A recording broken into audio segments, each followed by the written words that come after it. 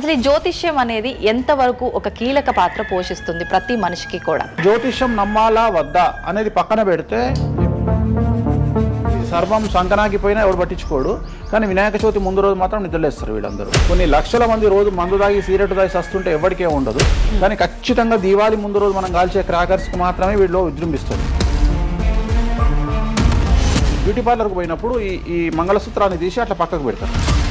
ఈ జ్యోతిష్యం గురించి విమర్శించే వాళ్ళ సంఖ్య ఎందుకు ఎక్కువైంది అంటే, అసలు హిందూ మతానికి థ్రెట్ ఎవరితోనుంది? హిందువులతోనే ఉంది. శుభమా అంటూ పెళ్లి చేసుకుంటే విడిపోమని చెప్తున్నాడు వేణుస్వామి అంటే దాన్ని శుభమా అని చెప్పరు నాయన. శాస్త్రాలు కానీ దైవత్వం కానీ తగ్గేదే లేదు, ముందుకెళ్తానే ఉంది. జాతకంలో ఈ దశలను బట్టే గానీ మనం తీసుకుంటున్న ఆహార అలవాట్లను బట్టి కాదంటారా? ఏం తినని వాళ్లకు కూడా క్యాన్సర్స్ వస్తాయి. అంతెందుకు, కరోనాలో మంచి మంచోళ్ళు చచ్చిపోయారు, తాగుబోతులు ఎవరు తావాలా? అవును అవును. దేవుడు అనేవాడు నీ జాతకాన్ని రాసిండు, నీ తలరాత రాయలే. ఈ మధ్య కాలంలో దశమహావిద్యల అమ్మవార్ల గురించి చాలా ఎక్కువగా వింటున్నాం. ఎవరు అసలు ఈ దశమహావిద్యలు, ఎందుకు ఆరాధించొద్దు అందరూ? సో దశమహావిద్యలు అనేవి ఇవాళ కొత్తవి కావు.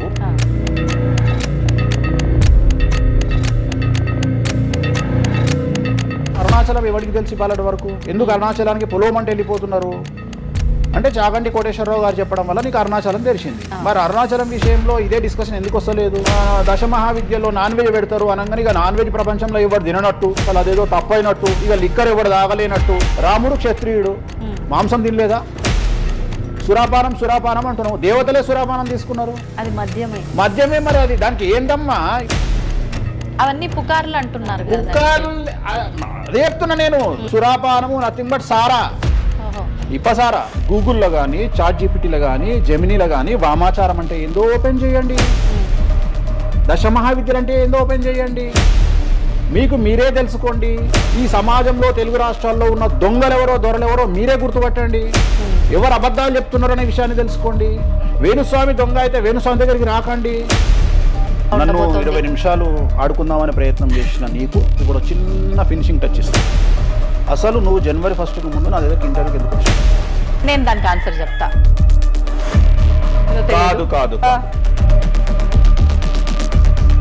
అదే ప్రయత్నం వేణుస్వామి చేసిండు కామాఖ్య విషయం. అమ్మా ఇట్లా వచ్చారా? నమస్కారం, వెల్కమ్ టు ఐ డ్రీమ్.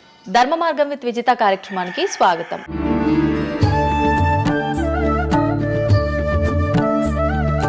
ప్రస్తుతం మనతో పాటు ఉన్నారు ప్రముఖ జ్యోతిష్యులు వేణుస్వామి గారు. ఇప్పుడు వారితో మాట్లాడి మరిన్ని విషయాలు తెలుసుకుందాం. ముఖ్యంగా మనకెన్నో సందేహాలు ఉంటూ ఉంటాయి, వాటి గురించి అడిగి తెలుసుకునే ప్రయత్నం చేద్దాం. నమస్కారం అండి. నమస్తే తల్లి. ఓం నమో వెంకటేశాయ. వెంకటాద్రి సంస్థానం బ్రహ్మాండే నాసికించిన వెంకటేశ సమోదేవో నా భూతో నా భవిష్యతి. గురుగారు, చాలా వరకు ప్రస్తుత రోజుల్లో జ్యోతిష్యాన్ని ఎక్కువగా నమ్ముతున్నారేమో అనిపిస్తూ ఉంటుంది. సేమ్ టైం మళ్ళీ జ్యోతిష్యం మూఢనమ్మకము అని చెప్పి కొట్టిపారేసే వాళ్ళు కూడా ఎక్కువైపోయారేమో అనిపిస్తుంది. అసలు ఈ జ్యోతిష్యం అనేది ఎంతవరకు ఒక కీలక పాత్ర పోషిస్తుంది ప్రతి మనిషికి కూడా? సో జ్యోతిషం అనేది నువ్వు చెప్పినట్టుగా ప్రతి మనిషికి ఒక ఫేసు 2 ఫేసులు ఉంటాయి, కానీ కొంతమందికి చాలా ఫేసెస్ ఉంటాయి. ఉదాహరణ వేణుస్వామికి 2 ఫేస్ ఉండొచ్చు, అంటే సామాజికంగా ఒకటి, ప్రైవేట్గా ఒకటి. కానీ సమాజంలో ప్రస్తుతము తెలుగు రాష్ట్రాల్లో ఒక మనిషికి 5 ముఖాలు ఉన్నాయి. అంటే తెలుగు రాష్ట్రాలు అని ఎందుకు చెప్తున్నానంటే, భారతదేశాన్ని మొత్తం కంపేర్ చేసినప్పుడు భారతదేశానికి సంబంధించినటువంటి రాజకీయాలు వేరు, తెలుగు రాష్ట్రాల రాజకీయాలు వేరు. భారతదేశం సోషల్ మీడియా వేరు, తెలుగు రాష్ట్రాల సోషల్ మీడియా వేరు. భారతదేశం న్యూస్ ఛానల్స్ వేరు, తెలుగు రాష్ట్రాల న్యూస్ ఛానల్స్ వేరు. సో ప్రతిదీ తీసుకుంటే తెలుగు రాష్ట్రాలకు సంబంధించి చాలా ప్రత్యేకమైనటువంటి స్టైల్లో మనం ప్రజెంట్ వెళ్తా ఉన్నాము. ప్రత్యేకించి తెలుగు రాష్ట్రాలు ఇంతకు ముందు ఒకటే రాష్ట్రానికి పరిమితం అయ్యి ఉండే, అది ఇప్పుడు హైదరాబాద్ కూడా అంటుకుంది. సో 2 రాష్ట్రాలు ఇంచుమించుగా సేమ్ స్టైల్లో వెళ్తున్నాయి. సో జ్యోతిష్యం నమ్మాలా వద్దా అనేది పక్కన పెడితే, ఎప్పుడే కానీ దేని గురించి ఎవరు మాట్లాడినా 2-3 విషయాల గురించి మాట్లాడతారు. ఒకటి ఐడెంటిటీ, ఒకటి బ్రాండు, ఒకటి ప్రత్యేకించి పిఆర్ స్ట్రాటజీ. ఇప్పుడు బ్రాండ్ అనేది వేణుస్వామి అంటే ఒక బ్రాండ్. వేణుస్వామి జ్యోతిషం గురించి మాట్లాడుతున్నాడు అంటే చాలా మంది వెయిట్ చేస్తారు, జరిగిందా జరగలేదని విశ్లేషించుకుంటారు, అదొక పద్ధతి. వేణుస్వామిని విమర్శించే వాళ్ళు ఏం చేస్తారంటే, వాళ్ళు ఐడెంటిటీ క్రైసిస్లో ఉంటారు.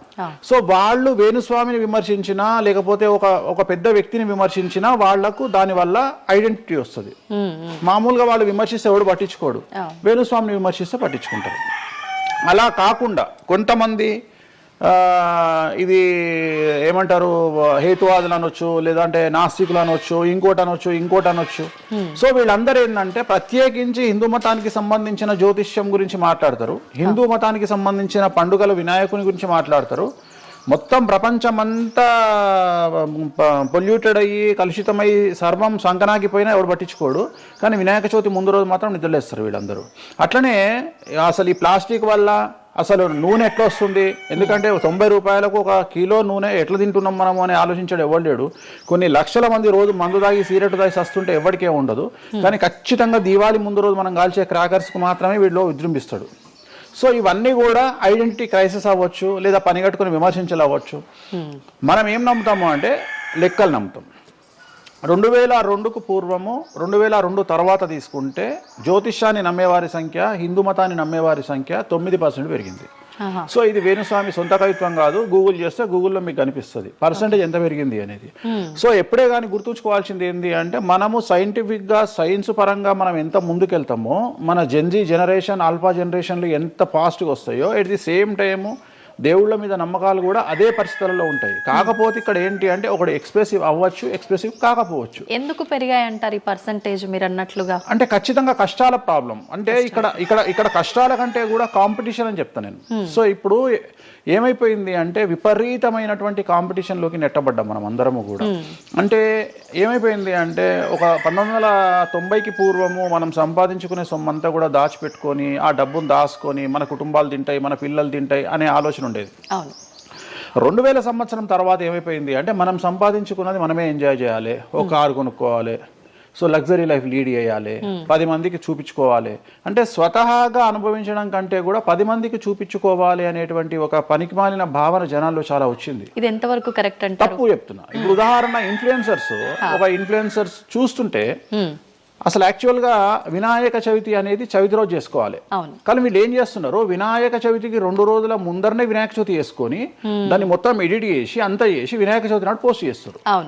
సో దీనివల్ల వాళ్ళ ఖచ్చితంగా ఎఫెక్ట్ అవుతుంది. ఎందుకు ఎఫెక్ట్ అవుతుంది అంటే ఇప్పుడు మాంగళ్యం ఉంది, ఉదాహరణ మెడలో మంగళసూత్రం అనేది ధరిస్తారు అమ్మాయిలు. వీళ్ళు ఏం చేస్తున్నారు ఈ మధ్యన అంటే కొంతమంది అమ్మాయిలు వెస్ట్రన్ కల్చర్కు బానిసలైన అమ్మాయిలు ఏం చేస్తారంటే దాన్ని ఏమంటారు బ్యూటీ పార్లర్కి పోయినప్పుడు ఈ మంగళసూత్రాన్ని తీసి అట్లా పక్కకు పెడతారు. సో మళ్ళీ ఎప్పుడైతే నువ్వు ఆ మంగళసూత్రాన్ని వేసుకుంటున్నావో ఆ సమయం కనుక మంచిది కాకపోతే ఎఫెక్ట్ అవుతుంది ఫ్యామిలీ. సో అందుకని నువ్వు చేసేటువంటి వినాయక చవితి పూజ కరెక్ట్ సమయంలో చేయకపోతే అది నెగిటివ్ అయ్యేటువంటి అవకాశం ఉంది. సో ఇట్లా ఇన్ఫ్లుయెన్సర్స్ ఉదాహరణ ఇప్పుడు జనరల్గా బేసిక్గా మనము ఒక యూరోప్ కంట్రీకి పోతున్నాము, ఒక దుబాయ్కి పోతున్నాము అంటే మనం అక్కడికి పోయినాక షాపింగ్ చేస్తాం. కానీ ఇప్పుడు ఉన్నటువంటి జనరేషన్లో వీళ్ళందరూ ఏంది ఇక్కడ షాపింగ్ చేసి మళ్ళీ అక్కడ షాపింగ్ చేస్తారు. అంటే చాలా విచిత్రం అయిపోయింది. అంటే ఖచ్చితంగా సంవత్సరానికి ఒక 10 డొమెస్టిక్ టూర్లు, ఖచ్చితంగా సంవత్సరానికి ఒక 5 ఇంటర్నేషనల్ టూర్స్. ఇవన్నీ దేనికోసము అంటే సమాజానికి మా దగ్గర డబ్బులు ఉన్నాయి అని చూపించుకోవడం కోసము, ఆర్భాటాల కోసము. సో నేను జనరల్గా ఏం చెప్తా అంటే first build your own brand. First brand build చేసుకున్నాక తర్వాత నువ్వు బ్రాండ్కి అలవాటుగా. ఇప్పుడు ఒక అనామకుడు ఒక మామూలు మనిషి రేంజ్ రోవర్ కార్ వేసుకొని వస్తే జనాలందరూ రేంజ్ రోవర్ కార్ను చూస్తారు. అదే ఒక సూపర్ స్టార్ ఒక ప్రభాస్ ఒక మహేష్ బాబు వస్తే మహేష్ బాబుని చూస్తారు, ప్రభాస్ని చూస్తారు, కానీ కార్ను చూడరు. సో నేనేమంటే ఫస్ట్ నువ్వు దాన్ని తయారు చేసుకో. ఇప్పుడు ఉదాహరణ ఒక బాలీవుడ్ హీరోయిన్ ఉంది, ఆ బాలీవుడ్ హీరోయిన్ ఒక ఎల్వి హ్యాండ్ బ్యాగ్ వేసుకుంది, సపోజ్ అది ఫేకే అనుకుందాం, బట్ జనాలు అందరూ అది ఒరిజినల్ అనుకుంటారు. అదే ఒక మామూలు అమ్మాయి నిజంగానే ఎల్వి బ్రాండ్ వేసుకుంది కానీ అది ఫేక్ అనుకుంటారు. సో అందుకని ఫస్ట్ నీ బ్రాండ్ నువ్వు నిలబెట్టుకున్న తర్వాత అప్పుడు నువ్వు బ్రాండ్స్ జోలికి వెళ్ళు. ఇప్పుడు సో ప్రస్తుతం సమాజంలో ఈ జ్యోతిష్యం గురించి విమర్శించే వాళ్ళ సంఖ్య ఎందుకు ఎక్కువైంది అంటే వాళ్ళకు వ్యక్తిగతమైన అంశాలు చాలా ఉంటాయి. They want subject. అంటే ఏమైపోయింది, ఇప్పుడు ఎగ్జాంపుల్ ఇప్పుడు నేనే ఒక యూట్యూబ్ ఛానల్ పెట్టుకున్నా, నన్ను నేను ఓన్గా జర్నలిస్ట్గా నన్ను నేను గుర్తించుకున్నా, నాకు సబ్జెక్ట్ కావాలి అంటే అట్లీస్ట్ నేను ప్రతిరోజు కనీసం ఒక 10 నుండి 15 వీడియోలు చేయాలి అంటే నాకు ఆ మనిషితో పని లేదు, ఆ వ్యవస్థతో పని లేదు, ఆ సబ్జెక్టుతో పని లేదు. నేను రాకెట్ గురించి నేనే మాట్లాడతా, జ్యోతిష్యం గురించి నేనే మాట్లాడతా, రైతు గురించి నేనే మాట్లాడతా, పిడకల గురించి నేనే మాట్లాడతా. అంటే లాస్ట్కు నాకు కావాల్సింది ఏంది అంటే నాకు వ్యూవర్స్ కావాలి. అట్లీస్ట్ నేను పెట్టే సబ్జెక్టుకు నాకు తెలియకున్నా సరే దాని గురించి కంటి చూపు గురించి నేనే మాట్లాడతా, క్యాన్సర్ గురించి నేనే మాట్లాడతా, ఎయిడ్స్ గురించి నేనే మాట్లాడతా. అంటే కాదేది విమర్శకు అనర్హం. అంటే నీకు సబ్జెక్టు తెలుసా తెలియదా అంటే ఇంగితం ఉండేవాడు కంట్రోల్ చేసుకో. ఇప్పుడు నాకు సిగ్గు శరము ఇంగితం ఉంది. నేను ఇప్పుడు ఆ కెమెరామెన్ తీసేటువంటి కెమెరాకు సంబంధించి ఆయన ఎట్లా పెట్టాలి ఫోకస్, ఆయన లెన్స్ ఎంత అడ్జస్ట్ చేసుకుంటాడు ఏంది అనేది నాకు సంబంధం లేని వ్యవహారం. కానీ నేను అసలు దానిలోకి వెళ్ళను. కానీ అదే విశ్లేషకుల పేరుతో ఉండేటువంటి యూట్యూబ్ ఛానల్స్ అవ్వచ్చు, ఇంకొకళ్ళు అవ్వచ్చు, వాళ్ళు ఏం చేస్తారు, దాన్ని కూడా వాళ్ళే జస్టిఫికేషన్ చేస్తారు. అంటే దాన్ని కూడా నువ్వు కెమెరా ఎట్లా పెట్టాలనో కెమెరామెన్కి వీళ్ళు నేర్పిస్తారు, వీళ్ళే డిస్కషన్. ఎందుకు అంటే వాళ్ళకి ఏదో ఒక 10,000 వ్యూవర్షిప్ పోతే ఇట్లా ఓవరాల్గా తీసుకుంటే నెలకి ఇంత వెళ్తుంది పైసలు. సో దీని మీద బ్రతికే వాళ్ళు, సో వాళ్ళు ఏం చేస్తారు, వాళ్ళు విమర్శలు చేస్తారు. సో అట్లనే హేతువాదుల ముసుగులో ఉండేవాళ్ళు విమర్శలు చేస్తారు. అన్నిటికంటే ప్రాబ్లం ఏమైపోయింది అంటే పొద్దున్న లేస్తే హిందూ మతం బాగుండాలి, హిందూ మతం బాగుండాలి అంటే అసలు హిందూ మతానికి థ్రెట్ ఎవరితోనుంది? హిందువులతోనే ఉంది, ముస్లిమ్స్తో లేదు, క్రిస్టియన్స్తో లేదు. ఎందుకంటే వేరే వాళ్ళు మన జోలికి రావట్లా. ఎంతసేపు కప్పల భాగవతం లాగా మన జీవితంలో ఎలుకల భాగవతం లాగా ఒక ఎలుక ఇంకో ఎలుకని కిందికి గుంజుతుంది, ఒక కప్ప ఇంకో కప్పని కిందికి లాగుతుంది. అట్లనే హిందువులలో వేణుస్వామి ఆస్ట్రాలజికల్ ప్రిడిక్షన్స్ లో మంచిగా ఉన్నాడు. అంటే వేణుస్వామి చెప్పింది ఏదైనా జరిగినప్పుడు వేయడానికి ఎవరికి మనసు రాదు, కానీ వేణుస్వామిని విమర్శించడానికి పొలోమంటే అందరూ వచ్చేస్తారు. అంటే మరి నేను హిందువునే కదా, నన్ను కిందికి లాగేవాడు హిందువే కదా, మరి ఇక్కడ హిందూ మతం ఏమవుతుంది? ఇప్పుడు సమాజంలో నేను అబ్జర్వ్ చేస్తున్నా, గత కొన్ని రోజుల నుండి, ఒక 6 నెలల నుండి, సంవత్సరం నుండి Telugu media in the sense నేను లోకల్ సోషల్ మీడియాలో హిందూ మతాల పేరు మీద కొత్త వర్షన్ వచ్చింది. ఏంటి అంటే హిందూ ఆచార వ్యవహారాలను విమర్శించడము చాలా కామెడీ అయిపోయింది. ఒక ఆయన ఈ మధ్యలో ఇంటర్వ్యూ చూసిన నేను, అసలు దుర్గమాల లేదంటాడు ఆయన. నేను షాక్ అయినా. నేను ఇనుంటావు నువ్వు కూడా. నాకు ఆశ్చర్యం అనిపించింది. దుర్గమాల లేదు అంటే అమ్మవారి మాల, జనరల్ గా భవానీ మాల కరెక్ట్ వర్డ్. భవానీ మాల లేనే లేదు, అసలు చరిత్రలో లేదు అంటాడు. అంటే సమాజము ఏదో విధంగా భక్తి మార్గం వైపు వెళ్తుంది అంటే నువ్వు సంతోషంగా ఫీల్ అవ్వాలి. కానీ దాన్ని కూడా విమర్శించేవాడు ఎందుకంటారు ఇలా అంటే వీళ్ళందరూ పండితులు కాదు, వీళ్ళందరూ standing comedians or sitting comedians. ఒక ఆయన కూర్చొని మాటలు చెప్తాడు, వాళ్ళు నవ్వడం స్టార్ట్ కాగానే ఈయన మర్చిపోతాడు. ఇక ఈయన మర్చిపోయి, అంటే ఆడవాళ్ళు నవ్వుతుంటారు, మగవాళ్ళు నవ్వుతుంటే ఈయన ఆనందానికి పరవశుడు అయ్యి ఇంకా వాళ్ళు నవ్వుతున్నారు కదా అని రెచ్చిపోయి, ఇంకా గ్రహాలు లేవు, దేవుడు లేడు, ఏది ఒక బ్రాహ్మణుడు అయ్యుండి, ఒక పండితుడు అయ్యుండి టోటల్ మన సబ్జెక్టుకు వ్యతిరేకంగా మాట్లాడుతూ ఉంటాడు. అట్లనే ఆయన ఎవరో భవానీమాల లేదు అంటాడు. నీకు వచ్చిన నష్టమేముంది? నువ్వు మొగోడివైతే భవానీమాల కాదు, ఎవరైతే కోయంబత్తూరులో ఈషా ఫౌండేషన్లో లింగభైరవ అమ్మవారు లేదని చెప్పు, అది నీ గొప్పతనం. నిజంగా లింగభైరవ అమ్మవారు లేనప్పుడు లేదని చెప్పు. ఆమె క్రియేటెడ్ గాడు, చెప్పొచ్చు కదా లేదు అని. ఎందుకంటే అక్కడ భయం ఏంటంటే ఎవరు తంతడు అని. వీళ్ళ భయం అంటే ఏంటంటే ఎక్కడైతే ఎవడు వీళ్ళకి అడ్డు రాడో అక్కడికి వస్తారు. వీళ్ళకి ఒరిజినల్ సబ్జెక్ట్ మాట్లాడే దమ్ము లేదు. సో ఇదంతా ఎంత చేసినా నేను అల్టిమేట్గా చెప్పేది ఏంటంటే, జ్యోతిష్యానికి వ్యక్తిగతంగా నా దగ్గరకు వచ్చేవాళ్ళు నాకు జనాలకు చెప్పారుగా. ఇప్పుడు నేను ఒక మాట చెప్తా, ఇప్పుడు సీక్రెట్ మెయింటైన్ చేయాలనుకుంటారు ప్రతి ఒక్కడు, ప్రైవసీ మెయింటైన్ చేయాలనుకుంటారు. మామూలుగా హాస్పిటల్కి పోతేనే ఇవాళ ప్రైవసీ మెయింటైన్ చేయాలనుకుంటున్నారు. అది అట్లీస్ట్ తలకాయనొప్పికి పోయినా వాళ్ళు దే వాంట్ ప్రైవసీ. అంటే కారు డైరెక్ట్గా B1కి వెళ్ళిపోతుంది, పైకి వెళ్ళిపోతారు, డాక్టర్ని కలుస్తారు, వస్తారు. అట్లాంటిది వేణుస్వామి దగ్గరకు వచ్చి నేను ఎందుకు చెప్పాలనుకుంటున్నా, లేదంటే నేను ప్రజలకి చెప్పాలనుకుంటున్నా అనుకోరు కదా. ఎవరో ఒకళ్ళు వేణుస్వామి దగ్గరికి వెళ్ళినప్పుడు, కొన్నిసార్లు కొన్ని వీడియోలు తీసినప్పుడు 100 మందిలో ఒక వీడియో తీసినప్పుడు ఆ వీడియో పోస్ట్ చేస్తాము, దానివల్ల నా దగ్గరకు వచ్చినట్టు తెలుస్తుంది. కానీ 99% నా దగ్గరకు వచ్చినట్టు తెలియదు. నా దగ్గరికే కాదు, జ్యోతిషం అనేది ఎక్స్ట్రీమ్గా జనాల్లోకి వెళ్తున్నది. ఎట్ ది సేమ్ టైం భక్తి అనేది జనాల్లోకి వెళ్తున్నది. దాన్ని భయం అంటమా భక్తి అంటమా పక్కన పెడితే ఈరోజు జనాలు ముక్కోటి కానీ ఇతరత్ర పండుగలు కానీ జనవరి 1 కానీ జనాలు విపరీతంగా దేవాలయాల్లో ఉంటున్నారు. అంటే జనాలకు దేవుడి మీద కానీ శాస్త్రాల మీద కానీ వచ్చినటువంటి నమ్మకము, ఈ నమ్మకాన్ని ఎవరో ఒకళ్ళు వచ్చి టీవీలో కూర్చొని చెప్పినంత మాత్రాన పోదు. సో ఇది జనాల్లోకి విపరీతంగా వెళ్తానే ఉంటుంది.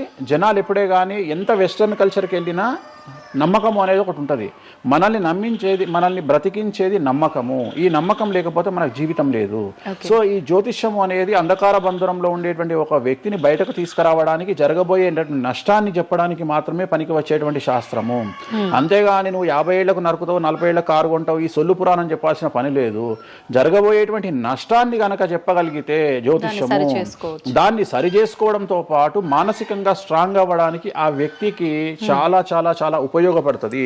భార్యాభర్తలు తన్నుకొని చస్తారు, విడిపోతారు అని చెప్పడంలో ఉద్దేశము మీరు విడిపోండి అని కాదు. భార్యాభర్తల్లో అట్లీస్ట్ జనరేషన్ ను బట్టి ఈ రోజు భర్త అనేవాడు కాంప్రమైజ్ అయ్యి భార్య తిట్టినా పడి ఉంటాడు అని ఇక్కడ ఉద్దేశము. అంటే ఒకప్పుడు భార్యకు భర్తకు పెళ్లికి కనీసం 10 సంవత్సరాల గ్యాప్ ఉండేది. ఎందుకు అంటే భార్య అనే అమ్మాయి చిన్నపిల్లగా ఉంటే భర్త అనేవాడు ఒక కూతుర్ని చూసుకుంటాడు అనే ఉద్దేశంతో ఆ పెళ్లిళ్ళు చేసేవాళ్ళు. ఇవాళ ఏం చేస్తున్నారు, ఇద్దరికి 6 నెలలు తేడా ఉండదు. సో ఇద్దరు టెంపర్మెంట్ లో వెళ్తారు, ఇద్దరు గొడవలు పడతారు. సో ఈ కండిషన్ లో వాళ్ళిద్దరు విడిపోయేటువంటి తత్వం వైపు వెళ్తారు. కాబట్టి మొదలే మీ జాతకాలు బాగాలేవు, మీకు విడిపోయే అవకాశం ఉంది అంటే మిమ్మల్ని విడిపోమని చెప్పడం కాదు. ఇక్కడ మీరు జాగ్రత్తగా ఉండండి, కాంప్రమైజ్ కండి, ఈగోస్ పక్కన పెట్టండి, మీ పొసెసివ్నెస్ ను పక్కన పెట్టండి. సో ఆర్థికపరమైనటువంటి అంశాల్లో క్యాలిక్యులేటెడ్గా ఉండండి, తన్నుకొని చావకండి, విడిపోకండి అని మొదలే వాళ్ళని హెచ్చరించడం అనేటువంటిది దీంట్లో భాగము. కానీ ఇవాళ ఏమంటున్నారు, శుభమా అంటూ పెళ్లి చేసుకుంటే విడిపోమని చెప్తున్నాడు వేణుస్వామి అంటే దాన్ని శుభమా అని చెప్పరు నాయన. ప్రతి ఒక్కళ్ళకి అదే చెప్తున్నారు. ఆ మాతకు వస్తే మీరు పొద్దున్న లేస్తే 100 పెళ్లిలలో 80 పెళ్లిళ్ళు డివోర్స్ అవుతున్నాయి. మరి దీని మీద మీరే కదా డిబేట్ పెడతారు. సో ఇదంతా ఏంటంటే ఒక వ్యక్తిని విమర్శించాలనుకున్నప్పుడు వాళ్ళు ఏదైనా తీసుకురావచ్చు. దాన్ని రామ అంటే దాన్ని చిన్న పదాలు మారిస్తే ఆ రామ అనేది ఒక బ్యాడ్ వర్డ్ అవుతుంది. సో దాన్ని ఎట్లంటే చేసుకొని పోవచ్చు. కానీ ప్రస్తుతం దేశ కాలమాన పరిస్థితులలో జ్యోతిష్యం కానీ శాస్త్రాలు కానీ దైవత్వం కానీ తగ్గేదే లేదు, ముందుకెళ్తానే ఉంది.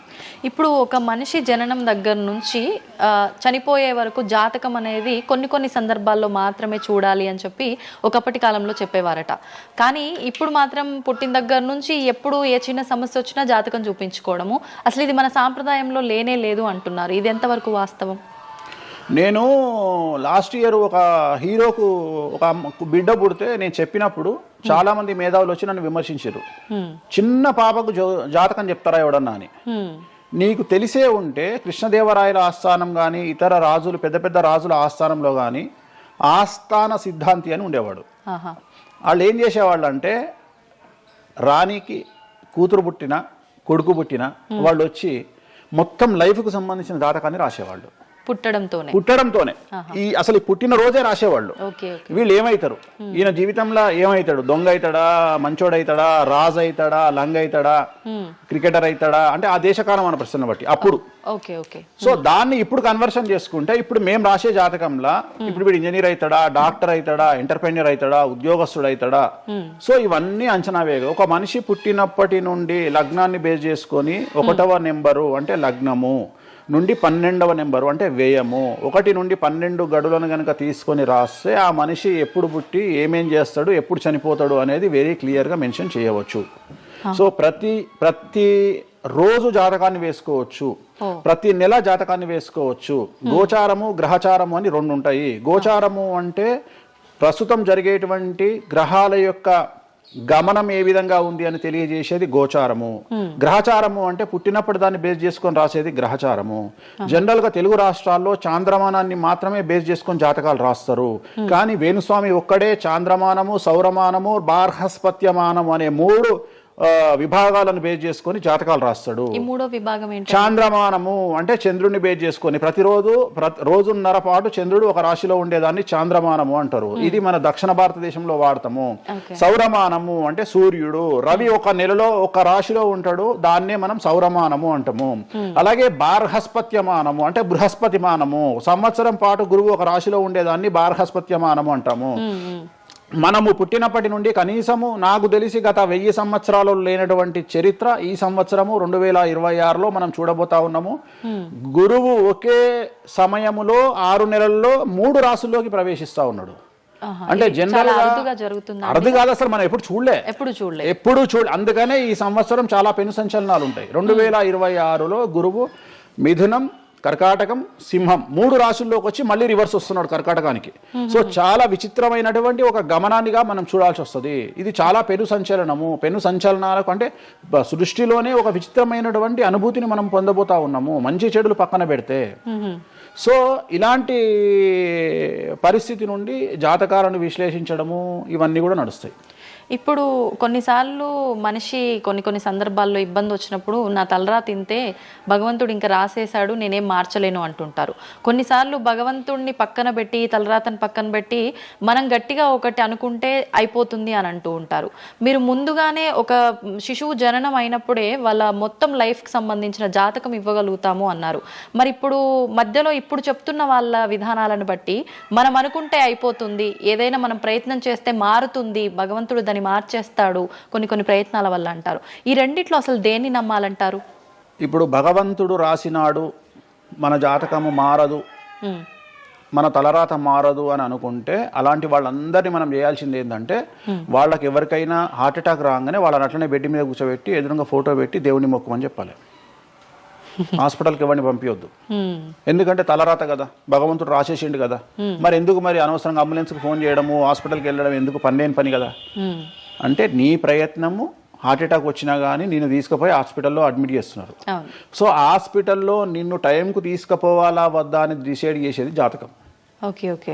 నువ్వు బతుకుతావా బ్రతకవా అని డిసైడ్ చేసేది జాతకం. ఇక్కడ నేను తోపు నేను తురుము అని అనుకుంటే నడవదు. నేను తోపు నేను తురుము అనుకోవద్దు.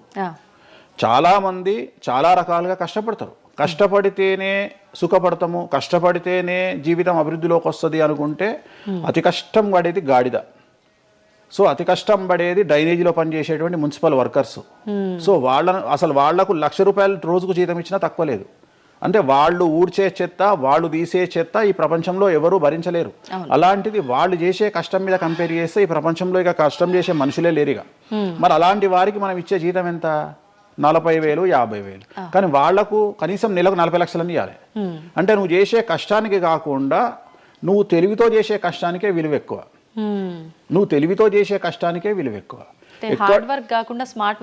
ఎగ్జాక్ట్లీ, స్మార్ట్ వర్క్ నమ్ముకోవాలి. సో రెండవది, నేను కష్టపడితే అసలు రానే రాదు. నువ్వు కష్టపడడం కాదు, నువ్వు తెలివిగా కష్టపడు, కసిగా కష్టపడు. సో అందరికంటే భిన్నంగా ముందుకెళ్ళు. సో దీంట్లో లోకులు నీ మీద రాళ్లు వేస్తారు, దీంట్లో లోకులు నిన్ను సమాజంలో టార్గెట్ చేస్తారు. So there is no development in comfortable zone. నువ్వు కంఫర్టబుల్ జోన్ దాటిన తర్వాతనే నీ జీవితంలో నీ కష్టాలు అనేవి స్టార్ట్ అవుతాయి. ఆ కష్టాలు స్టార్ట్ అయిన తర్వాత అభివృద్ధి అనేది ఏర్పడుతుంది. సో నువ్వు ఉద్యోగానికి అలవాటు అయినవు అంటే జీవితంలో నువ్వు ఉద్యోగంలోనే ఉండిపోతావు. నువ్వు రిస్క్ తీసుకొని సంవత్సరం పాటు ఖాళీగా కూర్చోవడానికి ట్రై చేసి నువ్వేదో వ్యాపారం చేసుకోనో ఇంకేదో చేసుకోనో ముందుకు రావడానికి ప్రయత్నం చేస్తే అప్పుడు నువ్వు తోపవుతావు. సో ఇక్కడ నువ్వు ఎంత టార్గెట్ చేసినావు, జీవితంలో ఎంత డబ్బు సంపాదిస్తున్నావు అనే దాని మీద నువ్వు తీసుకునే రిస్క్ ఆధారపడి ఉంటుంది. నువ్వు తీసుకునే రిస్క్ను బేస్ చేసుకుని నీ లైఫ్లో డెవలప్మెంట్ అనేది ఆధారపడి ఉంటుంది. అంతేగాని నేను నార్మల్గానే ఉంటా, నాకు డబ్బులు రావాలి అంటే రావు. ఎట్ ది సేమ్ టైము నాకు జ్యోతిష్యము అనేటువంటిది ఎలాంటిది అంటే, డాక్టర్ దగ్గరికి పోయినప్పుడు బ్లైండ్గా కాలో చెయ్యో ఇరిగినప్పుడు డాక్టర్ దగ్గరికి పోయినావు, డాక్టర్ ఏమంటాడు? ఫస్ట్ ఎక్స్రే తీసుకొని రా అంటాడు. అదే జ్యోతిష్యం. ఆ ఎక్స్రే అనేదే నీ లగ్నం, ఎక్స్రే అనేదే నీ కుండలి. సో నువ్వు తీసుకున్న ఎక్స్రే, నువ్వు ఎట్లయితే డాక్టర్ దగ్గరికి పోయినప్పుడు ఎక్స్రే ఎట్లయితే పనిచేస్తుందో, నీ కష్టం వచ్చినప్పుడు నిన్ను కష్టాల నుండి బయటికి తీసుకురావడానికి జ్యోతిష్యం అనేది ఎక్స్రే లాగా ఉపయోగపడుతుంది. ఆ ఎక్స్రే అంటే నీ కుండలి చూసినప్పుడు నీకు ఈ సబ్జెక్ట్లో ఈ ప్రాబ్లం ఎందుకు వచ్చింది, ఒక వ్యక్తికి హార్ట్ అటాక్ ఎందుకు వచ్చింది అంటే ఆయన జాతకంలో రవి కేతువు లేదా శని దృష్టి రవి మీద, లేదా కుజ రవులు 8వ ఇంట్లోనో లేకుంటే 6వ ఇంట్లోనో వ్యయంలో ఉన్నప్పుడు, అలాగే రవి కేతువులు 12వ ఇంట్లో కలిసి ఉన్నప్పుడు, అలాగే 6వ ఇంట్లో కలిసి ఉన్నప్పుడు, సో ఆ సందర్భంలో ఆ గ్రహ చిత్రంలో, ఆ దశా చిత్రంలో ఆ దశ వచ్చినప్పుడు, అంతర్దశ వచ్చినప్పుడు, ఏలినాటి శనిలోనో, ఆ షష్టమ శనిలోనో, అష్టమ శనిలోనో ఈ హార్ట్ అటాక్ అనేది వస్తుంది. అంటే జాతకంలో ఈ దశలను బట్టే కానీ మనం తీసుకుంటున్న ఆహార అలవాట్లను బట్టి కాదంటారా? ఏం తినని వాళ్లకు కూడా క్యాన్సర్స్ వస్తాయి, గుర్తుంచుకోవాలి. ఏం తినని వాళ్ళకు కూడా క్యాన్సర్లు వస్తాయి. చాలా మందికి ప్రస్తుతం సమాజంలో నాన్ వెజ్ తిననటువంటి వాళ్లకు కొలన్ క్యాన్సర్ వచ్చినటువంటి సంఘటనలు నాకు వేలల్లో తెలుసు. సో ఏం తప్పు చేస్తున్నారని అమ్మాయిలకు బ్రెస్ట్ క్యాన్సర్ వస్తుంది? ఆన్సర్ చెప్పు. Question mark. అవునా కాదా? థైరాయిడ్తో ఏం పని చేస్తున్నాం? థైరాయిడ్ ప్రాబ్లం వచ్చింది. సరే ఉదాహరణ లంగ్స్ క్యాన్సర్ అంటే నువ్వు సిగరెట్ తాగితే వచ్చింది. కానీ నువ్వు నమ్మవో 100 మందిలో 40 మందికి లంగ్స్ క్యాన్సర్ వచ్చిన వాళ్ళకు సిగరెట్ అలవాట్లేదు. ఎందుకు వచ్చింది? ఓకే. సో చాలా మంది అంతెందుకు కరోనాలో మంచి వాళ్ళు చచ్చిపోయారు, తాగుబోతులు ఎవరు తావాలా? అవును అవును. అసలు దీని మీద కదా నువ్వు సైంటిస్ట్ రీసెర్చ్ చేయాల్సింది. ఇంతమందిని చూసినా మనం రోడ్డు మీద బిచ్చమెత్తుకునేవాడు ఎవరు చచ్చిపోలే. ఎందుకు అంటే వాడి డైజెషన్ సిస్టమ్ అంత స్ట్రాంగ్ ఉంది, వాడి ఇమ్యూనిటీ పవర్ అంత స్ట్రాంగ్ ఉంది. అట్లనే మందు తాగే వాడి ఇమ్యూనిటీ పవర్ అంత స్ట్రాంగ్ ఉంది. తాగుబోతులు ఎవరు చచ్చిపోలే కరోనాలో. సో ఇవన్నీ నువ్వు ఎలా చనిపోతావు, ఏ రోగం వస్తుంది, ఏంది అనేది జ్యోతిష్యం ప్రిడిక్ట్ చేయగలుగుతుంది. జ్యోతిష్యం అనేది నీ లైఫ్ను డిసైడ్ చేసింది కాదు, నీ లైఫ్ను ఎలా మార్చుకోవాలి అనేది జ్యోతిష్యం డిసైడ్ చేస్తుంది. దేవుడు అనేవాడు నీ జాతకాన్ని రాసిండు, నీ తలరాత రాయలే. ఇక్కడ గుర్తుంచుకోవాల్సింది ఏంటంటే నువ్వు ఏ సమయంలో పుట్టాలి అనేది డిసైడ్ చేసింది ఎవరు? దేవుడు. సో నువ్వు పుట్టినప్పుడు 9 గ్రహాల కాంబినేషన్స్ ఎక్కడున్నాయి? లగ్నంలో ఎవరున్నారు, ద్వితీయంలో ఎవరున్నారు, తృతీయంలో ఎవరున్నారు, చతుర్థంలో ఎవరున్నారు, పంచమంలో ఎవరున్నారు, షష్టమంలో ఎవరున్నారు, వ్యయంలో ఎవరున్నారు. అంటే నీకు ఏ రోగాలు రావాలి, నీకు దోస్తులు ఎట్లాంటి వాళ్ళు ఉన్నారు, నీ కుటుంబంలో నీకు బంధువులతో గొడవలు అయితేయా కావా, నువ్వు డబ్బు ఎంత సంపాదిస్తావు, ఉద్యోగం వల్ల సంపాదిస్తావా, వ్యాపారం వల్ల సంపాదిస్తావా, లేకపోతే బెట్టింగ్లకు పోయి నాశనం చేసుకుంటావా, లేకపోతే వ్యసనపరుడు పోయి నాశనం చేసుకుంటావా, సో అమ్మాయిలకు బానిసైతావా, అంటే ఇట్లాంటివన్నింటిని అనలైజ్ చేయగలిగినటువంటి శక్తి జ్యోతిష్యానికి ఉంది. జ్యోతిష్యము అనేది వేరు కాదు. నువ్వు ఏదైతే దేవుడు జాతకం రాసిండు, ఏదైతే తలరాత రాసిండు అంటుండో గదే గిది. అంటే పుట్టిన టైంని, ప్లేస్ని అన్నిటిని బట్టే ఈ ప్రిడిక్షన్. ఒక మనిషి పుట్టిన సమయాన్ని బేస్ చేసుకొని ఇప్పుడు నువ్వు మాట్లాడుతున్న దేవుడు రాసిన తలరాతనే జాతకం. తలరాత వేరు, జాతకం వేరు కాదు.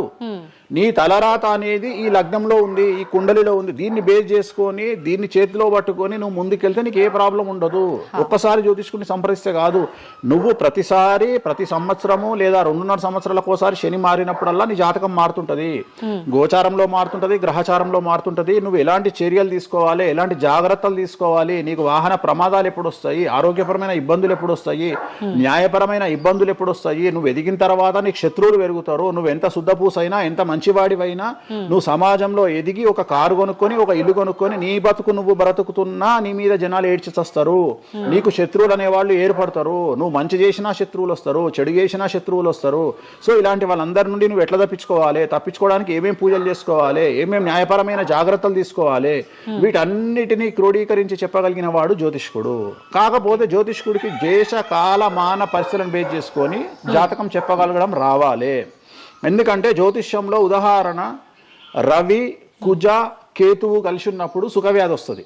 సో సుఖవ్యాధి అని మాత్రమే జ్యోతిష్యం చెప్పింది మాకు. అంతేగాని నీకు సిఫిలిస్, గనేరియా, ఎయిడ్స్, HIV అని చెప్పి రాయలే మాకు అక్కడ రాసింది. ఏం రాసిండు? నీకు సుఖవ్యాధి వస్తుంది. కాకపోతే దేశకాలమాన పరిస్థితులను బట్టి ఏ వ్యాధులు వస్తున్నాయో దాన్ని అంచనా వేయగలిగిన శక్తి జ్యోతిష్కుడికి ఉండాలి. ఇప్పుడు కూడా నువ్వు ఇంజనీరింగ్ చేస్తున్నావు అంటే ఇంజనీరింగ్ ఇంకో 2 ఏళ్ళు అయితే పోతుంది. సో కొత్త ఏదో వస్తుంది, స్టడీస్ వస్తాయి. సో మనం మారుతా ఉండాలి, మనం అప్డేట్ అవుతా ఉండాలి. ఎట్లయితే టెక్నాలజీ కోసము, ఎట్లయితే కెమెరా విషయంలో, ఎట్లయితే మైక్ల విషయంలో అప్డేట్ అవుతున్నామో మేము కూడా జ్యోతిషం విషయంలో అప్డేట్ కావాలి. కానీ మమ్మల్ని అప్డేట్ అవ్వడానికి ఎవరు మాకు భుజం తట్టేవాళ్ళు కానీ, వెన్ను తట్టేవాళ్ళు కానీ, మమ్మల్ని ఎంకరేజ్ చేసేవాడు కానీ ఉండడు. ఎంతసేపు మా మీద దాడి చేద్దామని చూసేవాడే ఉంటాడు. మేము ఏదైనా విశ్లేషించి కొత్తది చెప్పుదాము అనేటువంటి ప్రయోగం చేయంగానే ఆటోమేటిక్గా రాకెట్ ఫెయిల్ అయితేనేమో సింపతి చూపిస్తారు, మేము చెప్పింది ఫెయిల్ కాగానే దాడి చేస్తారు. సెఫాలజిస్టుల పేరుతోని ప్రతి సంవత్సరము కనీసం ఒక 20-30 మంది ఫెయిల్ అయితేనే ఉంటారు ఎన్నికలలో. వాళ్ళ జోలికి ఎవడు పోడు. కానీ మేము ఎవడన్నా పుసుక్కున ఎక్కడన్నా ఎన్నికలు గెలువయ్యి అని చెప్పంగానే మా మీద దాడి చేసే వాళ్ళు ఎక్కువ ఉంటారు. సో మాకు కూడా ఎంకరేజ్మెంట్ చేస్తే మేము సైన్స్ను ఎప్పుడో పండబెట్టగలిగిన శక్తి మాకు ఉన్నది, జ్యోతిష్కులకు లేక కాదు. కాకపోతే మమ్మల్ని ఎవడు వెన్నుదడతాడు, మా గురించి ఎవడు మాట్లాడతాడు? మా గురించి మెచ్చుకునేది పర్సనల్గా వ్యక్తిగతమైనటువంటి టర్మినాలజీలో మాతో మాట్లాడేవాళ్ళు మెచ్చుకుంటారు తప్ప సమాజం మమ్మల్ని చూసే దృష్టి వేరు. ఎంతసేపు మా దాంట్లోనే మాకుండదు. మా దాంట్లో యాచకా శత్రువు అంటే బిచ్చపోడు శత్రువు అని మా దాంట్లో మాకే తన్నులాట. కామాఖ్యకు పోయి బలులిచ్చి పూజలు చేసుకునేటువంటి జ్యోతిష్కుడు హైదరాబాద్కు వచ్చి అక్కడ బలులే లేవని చెప్తాడు ఒక జ్యోతిష్కుడు. సో ఇట్లా ఎందుకు చెప్తున్నారు అంటే వాళ్ళ కర్మ మనం ఏం చేయలేము. సో ఓవరాల్గా జ్యోతిష్యం అనేది ఏదైనా చరిత్ర సృష్టించగలుగుతుంది. జ్యోతిష్యము అంటే మనిషి యొక్క తలరాతనే జ్యోతిష్యం. ఇప్పుడు మీరు చెప్పిన దాన్ని బట్టి అంతా మనం పుట్టిన టైము ప్లేస్ని బట్టే డిసైడ్ అవుతుంది ఈ ప్రిడిక్షన్ అంతా. అంటే న్యాచురల్గా బర్త్ జరిగితే ఓకే, కానీ ఇప్పుడు అన్ని ముహూర్తాలు పెట్టుకొని టైము అన్ని చూసి చేస్తున్నారు కదా, మరి ఇటువంటి వారికి జాతకం ప్రిడిక్షన్ కరెక్ట్ ఉంటుందా? ఆ ముహూర్తం పెట్టాలి అనేటువంటి టైమింగ్ కూడా ఆయన డిసైడ్ చేస్తాడు, దేవుడే. ప్రతిదీ మనం తోపులం అనుకుంటాం, మనం నేను ఓన్గా ఆలోచిస్తున్నా అనుకుంటాడు. ఓకే, అది ఆల్రెడీ డిసైడెడే. నీ మనసులో ఆ భావం రావడానికి, నీ మనసులో ఆ ముహూర్తం పెట్టించుకోవాలి అని అనుకోవడానికి కర్త కర్మక్రియనే బలవంతుడు. మరి ఇది పెళ్లిళ్ళ విషయంలో ఎందుకు వర్తించదు? పెట్టుడు ముహూర్తాల్లో పెళ్లిళ్ళు వద్దు, అదంత సఖ్యతతో ఉండరు భార్యాభర్తలు అంటారు కదా. అసలు ముహూర్తం మంచిదైతే ఎందుకు విడిపోతున్నారు అని ఇప్పుడు కొంతమంది మేధావులు అడుగుతారు. ఫస్ట్ నేను చెప్పే పాయింట్ ఏంటంటే, నీ జాతకాలే కలవకపోతే నువ్వు ఎంత మంచి ముహూర్తంలో చేసుకుంటే ఉంది. నీ జాతకాలు బాగుంటే, మీ జాతకాలు కలిస్తే నువ్వు అష్టమి నాడు పెళ్లి చేసుకున్నా, అమావాస్య నాడు పెళ్లి చేసుకున్నా ఏమీ కాదు. రైట్? సో నేను మాట్లాడే విషయం ఏంటంటే, నీ అబ్బాయి అమ్మాయి జాతకాలు బాగా కుదిరినప్పుడు వాళ్ళ లైఫ్ ఎక్కడో ఉంటుంది. చాలా మంది there is calculated love, calculated relation. అమ్మాయి ఏమనుకుంటుంది, నేను నెలకు 1,50,000 సంపాదిస్తున్నా, నాకు ఖచ్చితంగా 2 లక్షలు సంపాదించే అబ్బాయి కావాలి అనుకుంటుంది. కానీ నన్ను జీవితంలో బాగా చూసుకునే అబ్బాయి కావాలి, నేను కాంప్రమైజ్ అవుతా, నీకు 1,00,000 వస్తుందా, నేను 1,50,000 సంపాదిస్తా, ఇద్దరం కలిసి 2.5 లక్షలతో బతుకుతాము అని ఏ అమ్మాయి అనుకోదు. సో ప్రతి ఒక్కడి క్యాలిక్యులేషన్ ఇదే. అలాగే అబ్బాయి ఏమనుకుంటాడు, నాకు 2 లక్షలు వస్తుంది కానీ నాకు చాలా అందమైన అమ్మాయి కావాలి అనుకుంటాడు. సో ఇక్కడ ఉన్న డిమాండ్కు తగ్గట్టు సప్లై లేదా. సో అప్పుడు ప్రాబ్లం ఏమవుతుంది, ఫైటింగ్. అప్పుడు ఏమవుతుంది అంటే కాంప్రమైజ్ అనేది స్టార్ట్ అవుతుంది. అంటే జ్యోతిష్యుడు జాతకాలు బాగాలేవు అని చెప్పినా ఇనే పరిస్థితులలో వీళ్ళు ఉండరు. రెండవది, జ్యోతిష్కులు కూడా ఏం చేస్తారంటే సాధ్యమైనంత వరకు ముక్కుసూటిగా ఆన్సర్ చెప్పకుండా, కుజదోషం ఉంది, 7వ ఇంట్లో కుజుడున్నాడు, 7వ ఇంట్లో శని కుజులు కలిసి ఉన్నారు, సో చాలా ప్రాబ్లం అవుతుంది. లేదా 7వ ఇంట్లో చంద్రుడు కుజుడు కలిసి ఉన్నారు, సో పిల్లవాడి తల్లి వల్ల సమస్యలు వస్తాయి, లేదా పిల్ల తల్లి వల్ల సమస్యలు వస్తాయి అని వీడు డైరెక్ట్గా అమ్మాయికో అబ్బాయికో చెప్పడు. లేదు మీ ఇద్దరికి సంతాన యోగం లేదు అని చెప్పడు. ఉదాహరణ 9:5 అయింది, ఇద్దరిది అమ్మాయిది అబ్బాయిది, సంతాన యోగం ఉండదు, షష్టాష్టకాలు అయినాయి. వీడేమంటాడు, షష్టాష్టకాలలో శుభ షష్టాష్టకాలు అంటాడు. అంటే విషయంలో మంచి విషయం ఉంటుందా? ఉండదు కదా. శుభ షష్టాష్టకాలు ఎక్కడి నుండి వచ్చినాయి? నువ్వు చెప్పేదే విషం అంటున్నావు, విషం అనుకుంటూ మంచి విషయం అంటున్నావు మళ్ళా. సో మంచి విషయం ఎక్కడ నుండి ఉంటుంది? ఉండదు. విషయం వేసుకుంటే చస్తాడు. అట్లనే షష్టాష్టకాలు అంటే ప్రాబ్లం స్టార్ట్ అవుతుంది. అట్లనే 9:5 ఏకనాడి, వర్ణదోషము, యోని దోషము, ఇట్లా చాలా రకాల దోషాలు ఉంటాయి. సో ఈ దోషాలను ఏం చేస్తారంటే, ఈ దోషాలను ఎదుటి వ్యక్తికి నిజాయితీగా చెప్పడం మానేసి సాధ్యమైనంత వరకు వీళ్ళు పెళ్లి చేసుకోవాలి అనే ఇంటెన్షనల్ గా పాజిటివ్ వేలో వెళ్తాడు. రెండవది ఏంటంటే, ఆల్రెడీ వీళ్ళు ఏం చేస్తారు, మేమిద్దరం ఫిక్స్ అయినాము, మేము పెళ్లి చేసుకుంటాము అని డిసైడ్ చేసుకొని వస్తారు అక్కడికి. అప్పుడు వాడు ఇవన్నీ చెప్పి వాళ్ళ మనసును విరగొడతాడా? విరగొట్టాడు. జనరల్గా ప్రపంచంలో ఏ అమ్మాయి తండ్రి కానీ ఏ అబ్బాయి తండ్రి కానీ తన బిడ్డనో తన కూతురో తన అల్లుడో నాశనం కావాలి అని కోరుకోరు. కానీ చెప్పగలిగినటువంటి పరిస్థితుల్లో ఎవరు ఉండాలి? జ్యోతిష్కుడు ఉండాలి. సో అది నేను చేస్తున్న ప్రస్తుతం కలియుగంలో. వేరే వాళ్ళు ఎవరు చేయట్లేదు ఆ విధంగా. ఎందుకంటే రేపొద్దున కలిసి ఉండకపోతే 2 కుటుంబాలు బాధపడతాయి, సమాజంలో చెడ్డ పేరు వస్తుంది, వీళ్ళ లైఫ్ స్పాయిల్ అయిపోతుంది. సో అందుకని నేను చాలా జాగ్రత్తగా మొదలే డిసైడ్ చేసి, నీకు ఈ ప్రాబ్లం ఉందిరా బాబు, నువ్వు జాతకాలు నీకు కలవలేదు, వివాహం చేసుకోకు అని చెప్తా. వీళ్ళ జాతకాలు బాగా లేకున్నా తీసుకుపోయి మంచి ముహూర్తం చూసుకొని పెళ్లి చేసుకుంటే ఆ ముహూర్తం వీళ్లను సఫలీకృతులను చెయ్యదు. నీ జాతకం బాగుండాలి. అట్లనే నువ్వు ఏ టైంలో పుట్టాలనో డిసైడ్ చేసుకున్నా అని నువ్వు అనుకొని సిజేరియన్ పెట్టుకుంటావు, కానీ ఆ టైంలో నువ్వు నక్షత్రమే చూస్తావేమో కానీ 6వ ఇంట్లో ఉండే గ్రహాలు 12వ ఇంట్లో గ్రహాలు డిసైడ్ చేయగలిగింది భగవంతుడు. ఆ టైంలో ఒకవేళ వ్యయస్థానంలో గ్రహాలున్నా 6వ స్థానంలో గ్రహాలున్నా జాతకం అంతా కింద మీద అవుతుంది. ఒకవేళ కుజుడు ఉండే స్థానాన్ని బట్టి, చంద్రుడు బుధుడు ఉండే స్థానాన్ని బట్టి జాతకాలు కరెక్ట్గా డిసైడ్ చేయకపోతే ఆటిజంతో మగపిల్లలు పుడతారు.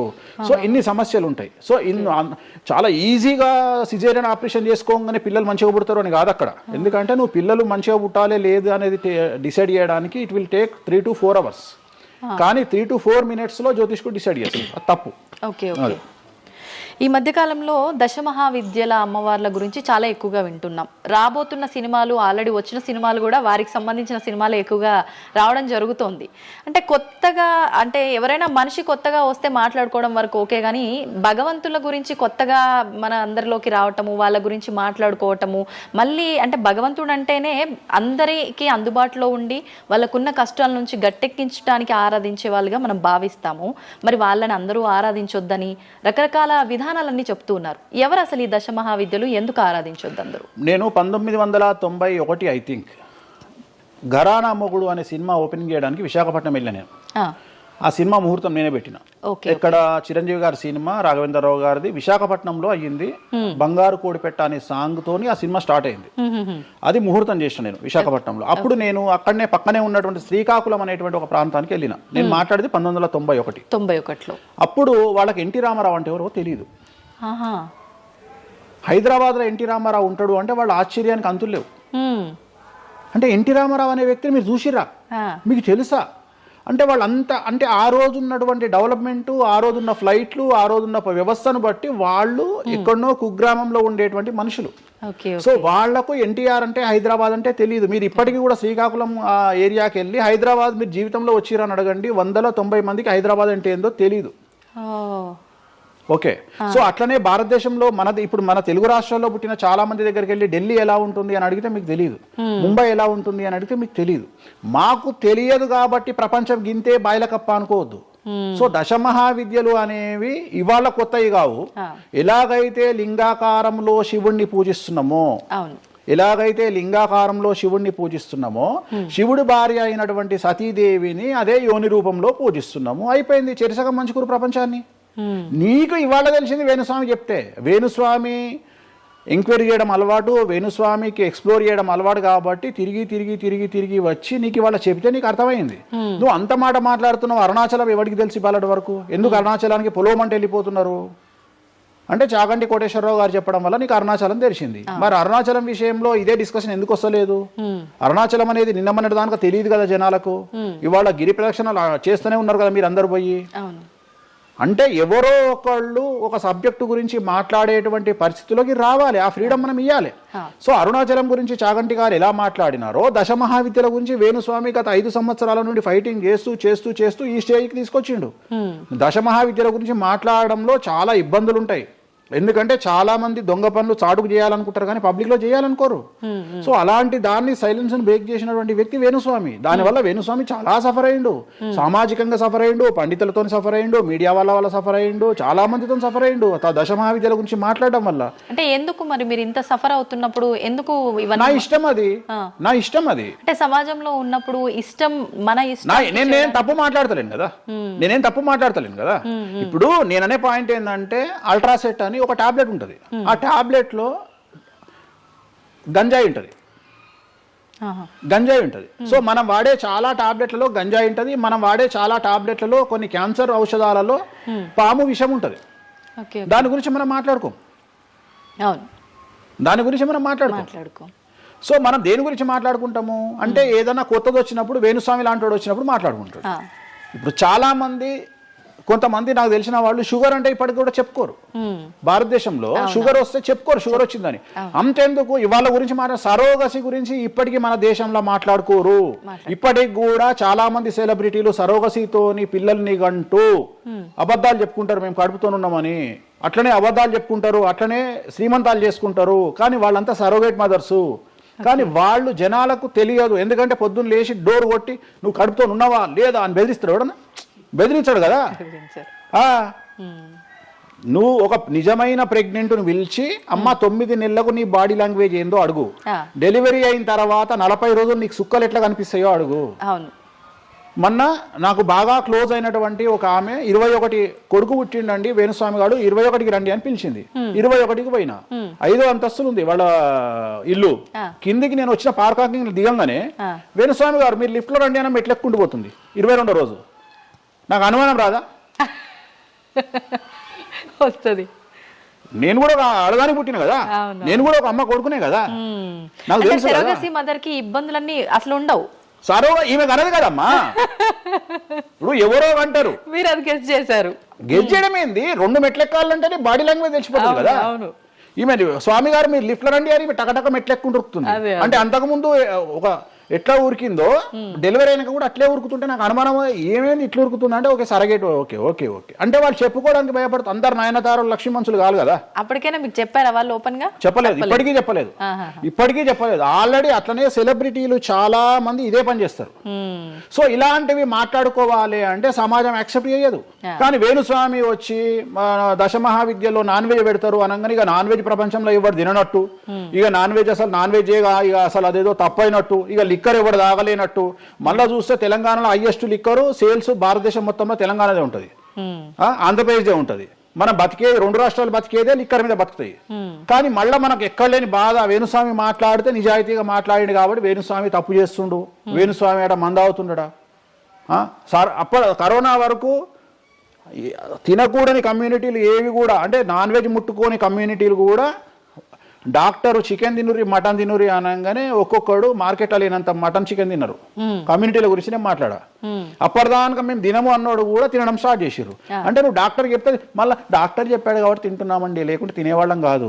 తిన్నావా లేదా? సో తప్పే ఉంది. అసలు మద్య మాంసాదులు లేని దేవతల గురించి మాట్లాడుకుందాం. ఎక్కడున్నారు దేవతలు? అసలు మద్య మాంసాదులు లేని దేవతలేరి? రాముడు క్షత్రియుడు, మాంసం తినలేదా?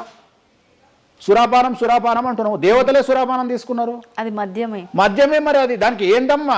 ఇప్పుడు ఎన్నో యాగాలు చేస్తారు, అవన్నీ పుకార్లు అంటున్నారు. అదే చెప్తున్నా నేను నీకు. సురాపానము అని ఎక్కడ పెట్టిరు? అమృతము అని ఎక్కడ పెట్టి? సురాపానము నథింగ్ బట్ సారా, ఇప్పసారా. అంటే అప్పుడు ఇన్ని రకాల మందులు లేవు కాబట్టి, స్కాచ్లు ఓడకాలు వైండ్లు లేవు కాబట్టి అప్పుడు మనకు ఒకటే ఏంది? సురాపానం అంటే సారా అంటే ఇప్పసారా, ఇప్ప పూల నుండి తీసినటువంటి సారా. అంతే, అది కూడా అంతే. మళ్ళా రోజులు పెరుగుతున్న కొద్ది టేస్ట్ మారుతుంది. సో ఇవాళ వేణుస్వామి వచ్చి మాట్లాడంగానే ఇక ఎక్కడ లేనటువంటి, అంటే ఏం లేదు. నేను అనేది ఏంటంటే టార్గెట్ చేయడానికి ఏదో ఒకటి కావాలి. ఇప్పుడు నువ్వు దశమహావిద్యల గురించి తెలుసుకోవాలి అంటే నువ్వు కామాఖ్య పోవాలి అంటే అప్ అండ్ డౌన్ 30,000 అవుతుంది. ఫ్లైట్ టికెట్, ట్రైన్లో పోలేవు. ఈ 30,000 రూపాయలు ఖర్చు పెట్టి నువ్వు అక్కడికి పోయి అక్కడ ఏం జరుగుతుంది అని తెలుసుకుని వచ్చిన తర్వాత వేణుస్వామి మీద నీకు క్లారిటీ వస్తుంది. సో ఒకవేళ నమ్మినోడు నమ్ముతాడు, నమ్మనోడు నమ్మడు. I don't care. నేనేంటంటే నేను తీసుకున్నటువంటి టార్గెట్ ప్రకారం వెళ్తున్నా, నేను చెప్పాలనుకున్నా. కానీ ఆల్మోస్ట్ ఆల్ తెలుగు స్టేట్స్లో 70-80% జనాలకు వామాచారం అంటే ఏందో తెలుసు, దశమహావిద్యలు అంటే ఏందో తెలుసు, దశమహావిద్యలో దేంతో పూజ చేస్తారో తెలుసు, అన్నీ తెలుసు. ఇంకొకటి ఏమైపోయిందంటే మీడియాలో నా గురించి రావడం వల్ల వేణుస్వామి వామాచారంలో స్పెషలిస్టు అనే విషయాన్ని నేను పబ్లిసిటీ చేసుకోకుండానే జనాల్లోకి వెళ్ళిపోయింది. సో ఎవరైతే వామాచారంతో పూజలు చేయాలనుకుంటారో ఆటోమేటిక్గా వాళ్ళే నా దగ్గరకు వస్తున్నారు. స్వామి, ఎందుకంటే ఇప్పుడు క్యాన్సర్కు పలానా దగ్గర మందిస్తారు అని నువ్వు నెగిటివ్గా ప్రమోట్ చేసావు అనుకో, జనాలు అక్కడికే పోతారు. అట్లనే వేణుస్వామి వామాచారంలో పూజలు చేస్తారట, వామాచారం కావాల్సిన వాళ్ళు నా దగ్గరికే వస్తారు డైరెక్ట్. సో ఈజీగా నన్ను రూట్ చేసి ఈయన దగ్గరికి వెళ్ళండి అని చెప్పినట్టు అయిపోయింది. అందుకని నాకు ఫ్రీ పబ్లిసిటీ వల్ల ఇంకా నేను ఉన్నదానికంటే ఇంకొక 100% బిజీ అయినా. అంటే ఏమవుతుంది? ఎందుకంటే అమ్మవారు కదా డిసైడ్ చేసేది. నేనేమనుకుంటా అంటే అమ్మవారు డిసైడ్ చేస్తుంది, అమ్మవారే డిసైడ్ చేస్తుంది. ఇప్పుడు నేను ఏదైనా హిందూ మతానికి, హిందూ శాస్త్రానికి, వామాచార విధానానికి, తంత్ర మార్గానికి, అమ్మవార్లకు వ్యతిరేకంగా నేను ఏం చేసినా అమ్మవారు నన్ను సర్వనాశనం చేస్తుంది. ఒకవేళ నా జోలికి వస్తే అమ్మవారు చూసుకుంటుంది, వాళ్ళ సంగతి నాకు అనవసరం. ఇప్పుడు మీరు అన్నారు అంటే ఈ దశమహావిద్యల్లో అమ్మవార్లకి మద్యము ఇవన్నీ పంచమకారాలన్నీ కూడా కామన్, అదందరికీ తెలిసిందే అని. మరి మీరొక్కరే ఎందుకు బల్లగుద్దినట్టు ఇది వాస్తవం అని చెప్తున్నారు? అందరూ చెప్పే విధానం ఏ రకంగా ఉంది అంటే మనలో ఉన్న ఈ చక్రాలని యాక్టివేట్ చేయడము, మద్యము అని అంటే మద్యం కాదు ఇంకేదో అని చెప్పి, మాంసము అంటే మాంసం కాదు అల్లంతో ఇంకేదో మిక్స్ చేస్తే వచ్చేదాన్ని మాంసంగా పలుకుతారు కానీ అది మాంసం కాదు, అంటే జీవిని చంపడం ఇదంతా కాదు. ఈ విధానం చాలా మంది చెప్పుకుంటారు వస్తున్నారు. ఏం చెప్తారు అట్లా? అంటే దక్షిణాచారంలో పూజలు చేసే వాళ్ళు వాళ్ళ దగ్గరికి భక్తులు రావాలి అంటే వాళ్ళు అదే చెప్తారు. ఓకే, నీకు దీనికి ఒక ఎగ్జాంపుల్ చెప్తా. 2 వీలర్ ఎప్పుడైనా వాడినావా నీ లైఫ్ లో? నువ్వు 2 వీలర్ వాడినవా? నేను అడుగుతున్నా తల్లి, నిన్నే అడుగుతున్నా. 2 వీలర్ ఎప్పుడైనా వాడినవా? నేను ఎప్పుడు డ్రైవ్ చేయలేదు. సో 2 వీలర్ వాడిన వాళ్ళకే తెలుస్తుంది ఈ విషయం, చాలా బాగా తెలుస్తుంది. 2 చక్రాల బండి వాడిన వాడు కార్పొరేటర్ దాంట్లో ఆ పెట్రోల్లో చెత్త వస్తుంది. చెత్త వచ్చినప్పుడు బండి స్టార్ట్ కాదు, స్టార్ట్ కాకపోతే మనం కొట్టి కొట్టి కొట్టి కొట్టి మెకానిక్ దగ్గర తీసుకుపోయి మెకానిక్ దగ్గర పెడతాం బండి. ఏ మెకానిక్ కూడా మన ముందు కిక్కు కొట్టాడు. బండి ఫస్ట్ మనం ఆపగానే వాడికి చేసేది ఫస్ట్ అది ఇప్పుతాడు మొత్తం. ఎందుకంటే వాడికి తెలుసు ఒకవేళ పుసుక్కున స్టార్ట్ అయితే వీడు నాకు పైసలు ఇయ్యాడు. అందుకని ఏం చేస్తాడంటే దాన్ని కిక్కు కొట్టకుండా మొత్తం డప్పనిప్పి కార్పొరేటర్ క్లీన్ చేసి పైపు తీసి మొత్తం పెట్రోల్ ఇట్లా చూసి అంతా పెట్టి చేసినాక ఒక కిక్కు కొట్టగానే కుయ్యని స్టార్ట్ అవుతుంది. 50 రూపాయలు ఇస్తారంటాడు. రైట్, అయిపోయింది. రెండవది, నువ్వు ఆంజనేయ స్వామి గుళ్ళో పనిచేసే పంతుల దగ్గరికి పో, జ్యోతిష్యం చెప్పించుకో. దోష నివారణ నీకు ఏం చెప్తాడంటే హనుమంతుడికి సింధూరము అంటాడు. అవును. నవగ్రహ గుడిల పంతుల దగ్గరికి పో, గ్రహాల పూజలు చెప్తారు. నవగ్రహాలకు అభిషేకము అంటాడు, తైలాభిషేకము అంటాడు. అంటే నువ్వు ఎవరి దగ్గరికి పోతే వాడి దగ్గర లేని దాన్ని వాడు అడ్వైజ్ చేయడు. లాజిక్ అర్థమైందా? వాడి దగ్గర లేని దానికి వాడు అడ్వైజ్ చేయడు. దశమహావిద్యల గురించి కానీ వామాచారం గురించి కానీ చేయగలిగిన తోపు తురుము సౌత్ ఇండియాలో వేణుస్వామి ఒక్కడే. బుద్ధి లేనివాడు ఎవడన్నా నువ్వు పోతే పండితుని దగ్గరికి పోతే నాకు చేత కాదండి, నేను ఎదవనండి, అక్కడ వేణుస్వామి గారు ఉన్నారండి అని ఎవడన్నా పంపిస్తాడా నిన్ను? పంపించరు. ఏమంటాడు అప్పుడు? అవన్నీ తప్పులు నేను చేసే కరెక్ట్ అంటాడు. అంతేగాని నా దగ్గరికి వీళ్ళందరూ దారి మళ్ళిస్తారా? పొండి వేణుస్వామి దగ్గరికి, పొండి వేణుస్వామి దగ్గరికి అని. అప్పుడు ఏం చెప్తాడు? పంచమకారాలు లేవు అంటాడు. అప్పుడు నేనేం చెప్తున్నా? వేణుస్వామి నిజాయితీ పరుడు కాడు, వేరే వాళ్ళు నిజాయితీ పరులు కారు. మీ చేతిలో ఆండ్రాయిడ్ ఫోనో ఐఫోనో ఉంది, గూగుల్లో కానీ చాట్ జీపీటీలో కానీ జెమినీలో కానీ వామాచారం అంటే ఏందో ఓపెన్ చేయండి, దశమహావిద్యలు అంటే ఏందో ఓపెన్ చేయండి, వామాచారంలో ఉండే పంచమకారాలు అంటే ఏంటో ఓపెన్ చేయండి. మీకు మీరే తెలుసుకోండి. ఈ సమాజంలో తెలుగు రాష్ట్రాల్లో ఉన్న దొంగలెవరో దొరలెవరో మీరే గుర్తుపట్టండి. ఎవరు అబద్ధాలు చెప్తున్నారో అనే విషయాన్ని తెలుసుకోండి. వేణుస్వామి దొంగ అయితే వేణుస్వామి దగ్గరికి రాకండి, వేణుస్వామి జ్యోతిషం చేత కాకపోతే రాకండి, వేణుస్వామి పంచమకారాలు తప్పు చెప్తే రాకండి. మీరు ఎవరిని అడగండి, మనుషుల మాట నమ్మకండి, దీన్ని నమ్మండి. నేను అందుకనే మనుషుల్లో మార్పులు ఉండొచ్చు, మనుషుల్లో భేదాభిప్రాయాలు ఉండొచ్చు, మనుషుల్లో ఈగోలు ఉండొచ్చు. దీంట్లో ఈగోలు లేవు, దీనికి ఈగో లేదు, దీనికి పొసెసివ్నెస్ లేదు, దీనికి ఈర్ష లేదు. మంచిగా ఓపెన్ చేయండి, వామాచారం అని కొట్టండి. వామాచారం అంటే ఏందో చూపిస్తుంది, పంచమకారాలు అంటే ఏందో చూపిస్తుంది, దశమహావిద్యలు అంటే ఏందో చూపిస్తుంది, కామాఖ్య దేవాలయం అంటే ఏందో చూపిస్తుంది. సో పంచమకారాల్లో ఏమేమి ఉంటాయో అదే చూపిస్తుంది. సో పంచమకారాలలో ఒక్కటి మాత్రమే గురుముత మాకు గురువు ఏం నేర్పించిండో అది మేము చేయాలి. మిగిలిన 4 మైథునం, మిగిలిన 4 ఫిజికల్గా పెట్టాల్సిందే. సాత్విక దేవతలు అంటే గణపతి, సరస్వతి, వెంకటేశ్వర స్వామి, చండి, వీళ్ళంతా సాత్విక దేవతలు. మేము దశమహావిద్యలకు వచ్చేటప్పటికి ఉగ్రదేవతలు. ఉగ్రదేవతలకు ఎప్పుడు కానీ డైరెక్ట్గా నువ్వు ఏమైతే సబ్జెక్ట్లో ఉన్నాయో అవి పెట్టాల్సిందే. సో ఉగ్రదేవత విషయంలో కాంప్రమైజ్ అనేది లేదు. ఉగ్రదేవతలకు నువ్వు ఖచ్చితంగా సాటిస్ఫై చేయాల్సిందే. నాకు అర్థం కాని విషయం ఏంటంటే తెలంగాణలో ఆషాఢ మాసంలో బోనాల విషయంలో జరిగే తంతునే నేను కొత్తగా చేస్తలేను, అదే తంతు నేను చేస్తున్నా. మీకు అక్కడ లేని సమస్య ఇక్కడ ఎందుకు వస్తుంది నాకు అర్థమైతలేదు. కానీ అక్కడ బలి అండ్ పానకం, కళ్ళు, ఈ 2 సాకపోయటం మాత్రమే ఉన్నాయి. పంచమకారాలు ఏం లేవు కదా. మత్స్యం అంటే ఏంది? చేపతో ఏం కుంపలు మునిగినాయి. కానీ మీరు అన్నట్టుగా చూస్తే ఇక్కడ పంచమకారము, ఇక్కడ మాత్రం పంచమకారం కాదు కాబట్టి విమర్శిస్తున్నారేమో. అవునమ్మా, ఇప్పుడు ముద్ర అనేది అది ముద్ర తంతే కదా, క్రియనే కదా. తంత్ర మార్గంలో ముద్ర అనేది ఒక వ్యవస్థ.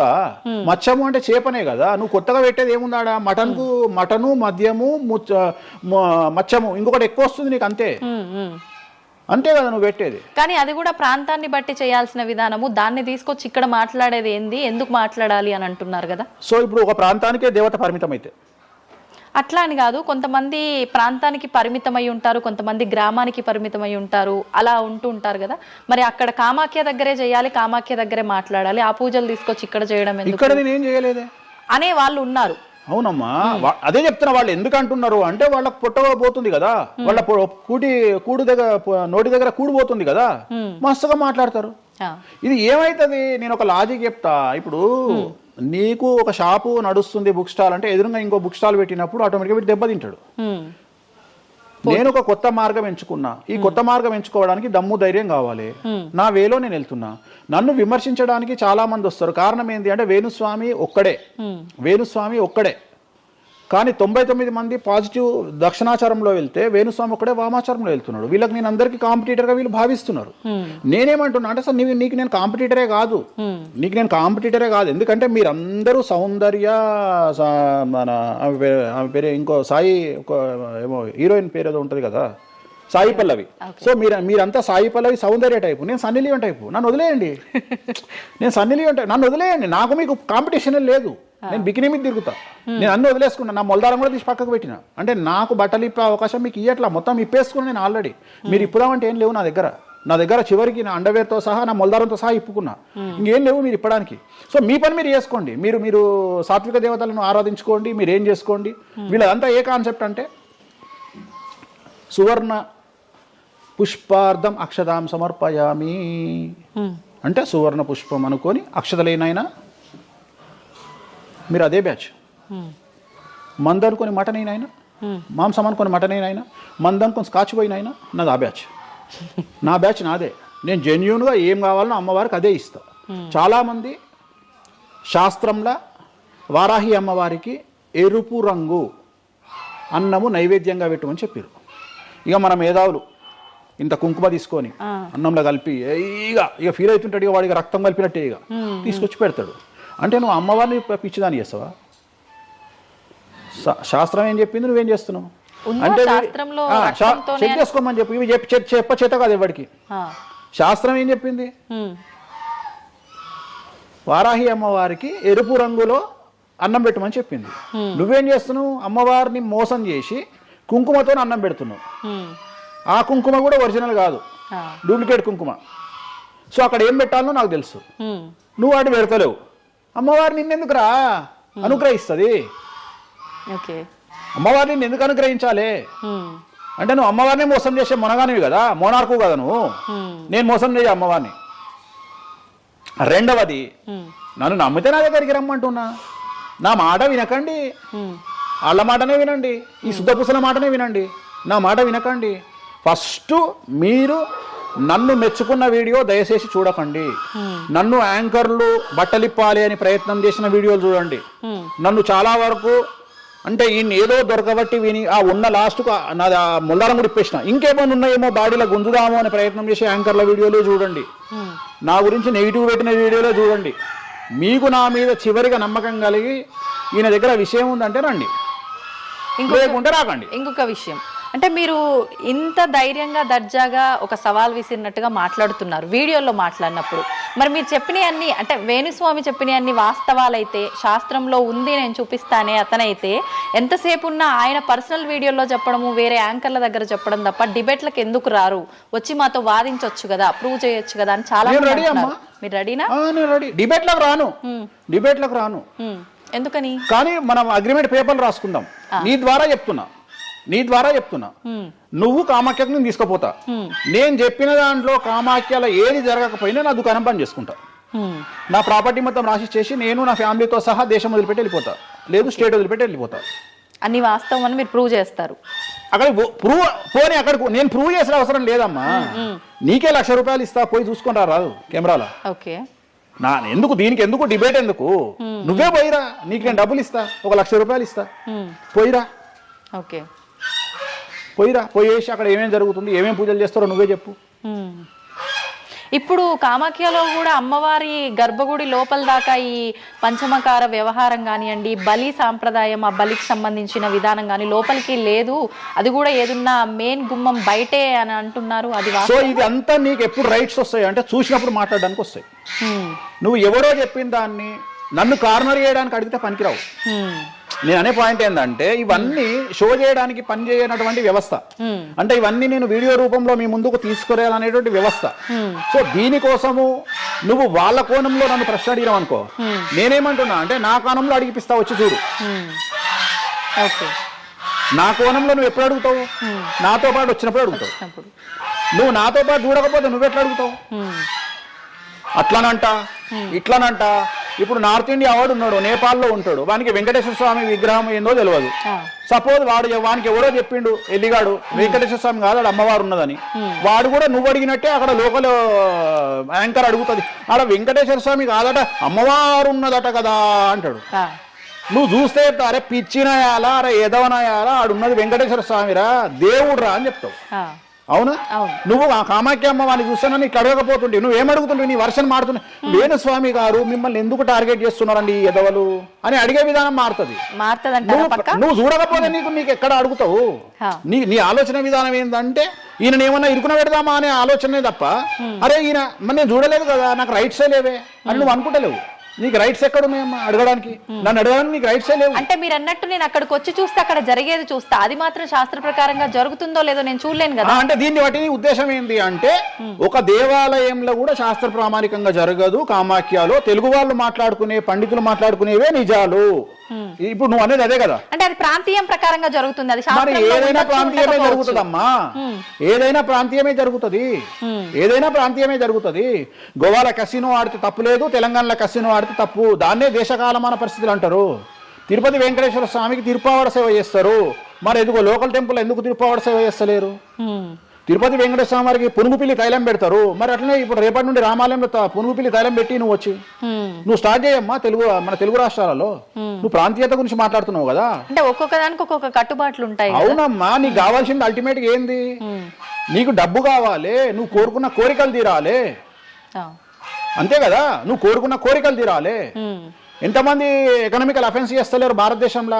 టీచర్ దగ్గర నుండి మొదలుకుంటే ప్రతి ఒక్క నువ్వు ₹1,00,000 లోన్ తీసుకొని కట్టకపోతే నీ ఇంటి ముందరకు వస్తారు. 20,000 కోట్లు తీసుకున్నాడు దొబ్బేస్తావని సంఘ కూడా ఎవడు పట్టుకోడు.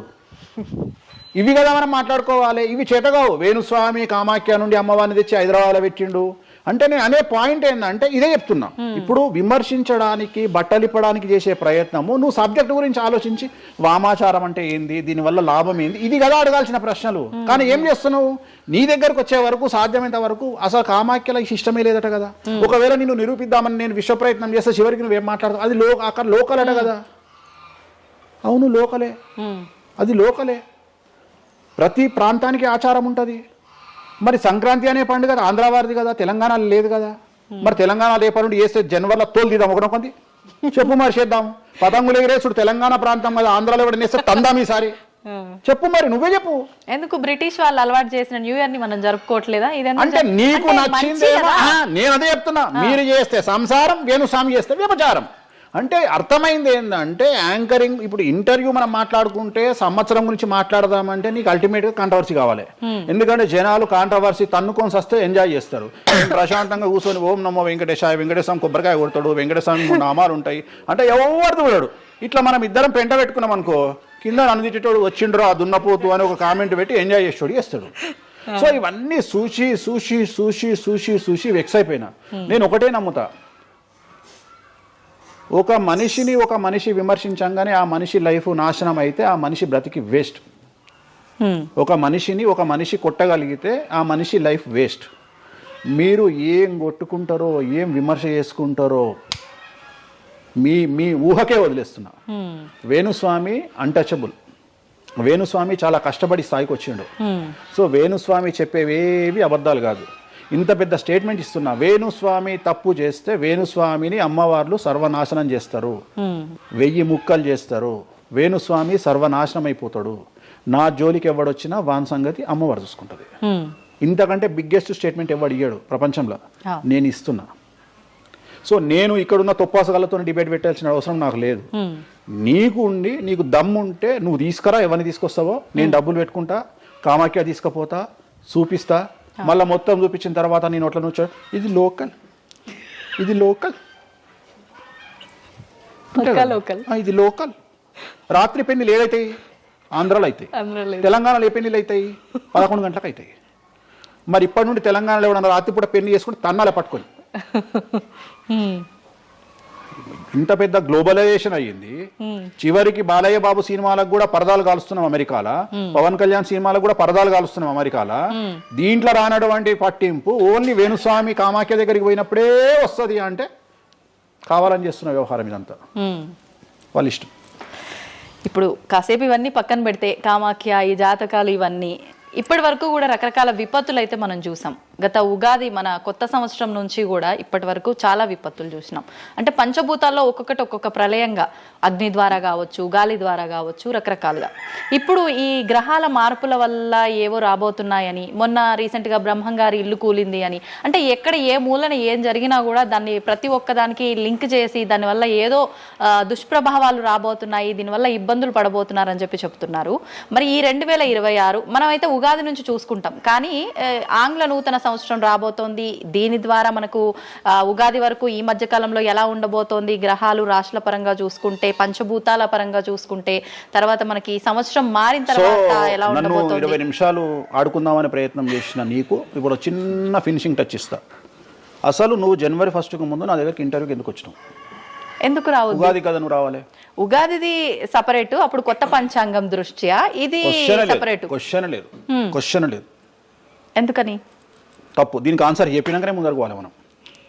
ఉగాది 2026 మార్చి 19 నాడు శ్రీ పరాభవన సంవత్సరం వస్తుంది. దానికి కదా మనం పంచాంగం తీసుకోవాలి. నేను ఎందుకు ముందుగా వచ్చానంటే నేను దానికి ఆన్సర్ చెప్తా. మీరు ఎట్లాగో బిజీ పూజల్లో, మళ్ళీ నాకు అవకాశం దొరుకుతుందో లేదో తెలియదు. కాదు కాంపిటీషన్ జీవితములో నిన్ను నువ్వు నిలబెట్టుకోవడానికి కొత్తదనాన్ని ఎంచుకొని నిన్ను నమ్ముకున్నటువంటి ఓనర్కు నీ పూర్తి కర్త కర్మ క్రియ నీ రిజల్ట్ను ఇవ్వడానికి నువ్వు చేస్తున్నటువంటి ఒక ప్రయత్నం, నిన్ను నువ్వు జనాల్లో కొత్తగా ప్రొజెక్ట్ చేసుకోవడానికి చేస్తున్నటువంటి ప్రయత్నం.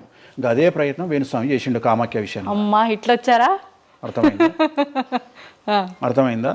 కాబట్టి జనాల్లో కొత్తదానంలో కొత్తగా వస్తే నువ్వు గదే యాంకరింగ్ నేర్చుకున్నావు, గాయన గదే అడ్వకేట్ చదువుకుండు, గా టీవీ ఛానల్ గదే చేసింది. మరి ఆ టీవీ ఛానల్ ఏమో ప్రైమ్ టైమ్ స్లాట్ 2 లక్షలు ఎట్లా పోతుంది? పనికి మాలిన చిన్న ఛానల్ 2000 ఎందుకు పోతుంది అంటే వాళ్ళు కష్టపడడానికి, వాళ్ళు చేసిన స్టింగ్ ఆపరేషన్లు కావచ్చు, వాళ్ళు జీవితాన్ని నాశనం చేసిన విధానం కావచ్చు, వాళ్ళకి ఆ పేరు వచ్చింది. సో అట్లనే వేణుస్వామి కష్టపడి ఈ స్థాయికి రావడానికి వేణుస్వామికి అంటూ ఒక బ్రాండ్ ఉన్నది.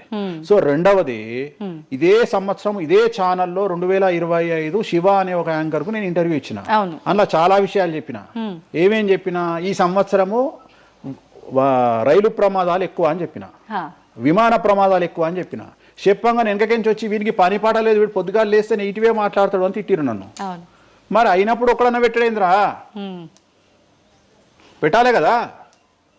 ఎందుకు పెట్టారు అంటే చివరికి జ్యోతిష్యం చెప్పుకునే స్వేచ్ఛ కూడా మా బొందకు లేకుండా చేసిరు. జ్యోతిష్యంలో అరే ఇప్పుడు నా సొంత కవిత్వం కాదు, ఎవరిని అడిగినా చెప్తారు. ఈ సంవత్సరం గురువు అధిపతి కమాండర్ కేతువు అన్ని క్లియర్గా ఉన్నాయి. కేతువు అంటే మోక్షకారకుడు, భక్తికారకుడు. ఈ సంవత్సరం 2026లో ఎక్కడైతే జనాలు గుమిగూడు ఉంటారో అక్కడ ప్రాబ్లమ్స్ వస్తాయి.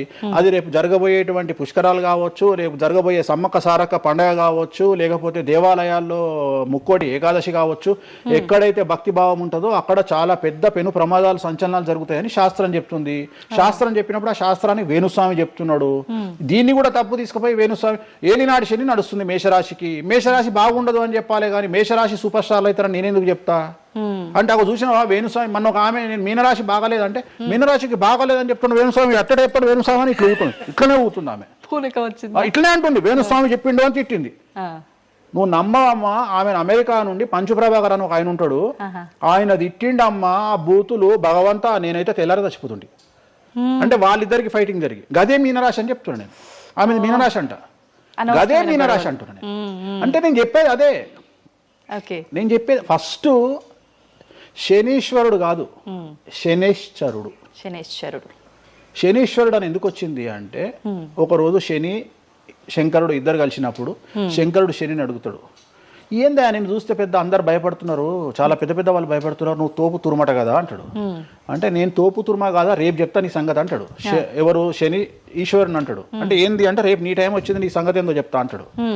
అంటే తెల్లవారి పొద్దున సూర్యోదయానికి శంకరుడు పోయి ఒక చెట్టు తొర్రలో దాచుకొని సాయంత్రం సూర్యాస్తమయం వరకు చెట్టు తొర్రలోనే ఉంటాడు. ఉండి బయటకు వస్తాడు. బయటకు వచ్చిన తర్వాత శని ఎదురుపడితే నన్నేమో చేస్తా అన్నావు కదా, ఏం చేసినావు అంటాడు.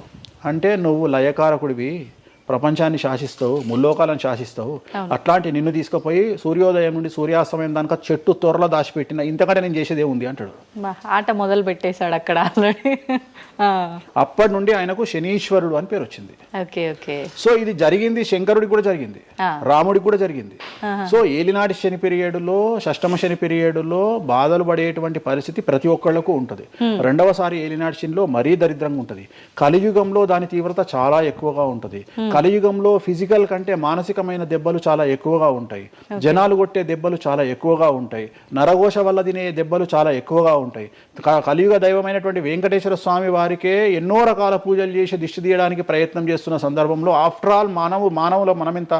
సో మన మీద ఎన్నో రకాల దుష్ప్రయోగాలు ఉంటాయి, ఎన్నో రకాల నరఘోషలు ఉంటాయి. సో ఇవన్నీ జనాలకు తెలియజేయాల్సిన బాధ్యత ఒరిజినల్ పండితుడిగా, ఒరిజినల్ జ్యోతిష్కుడిగా నా మీద ఉంది.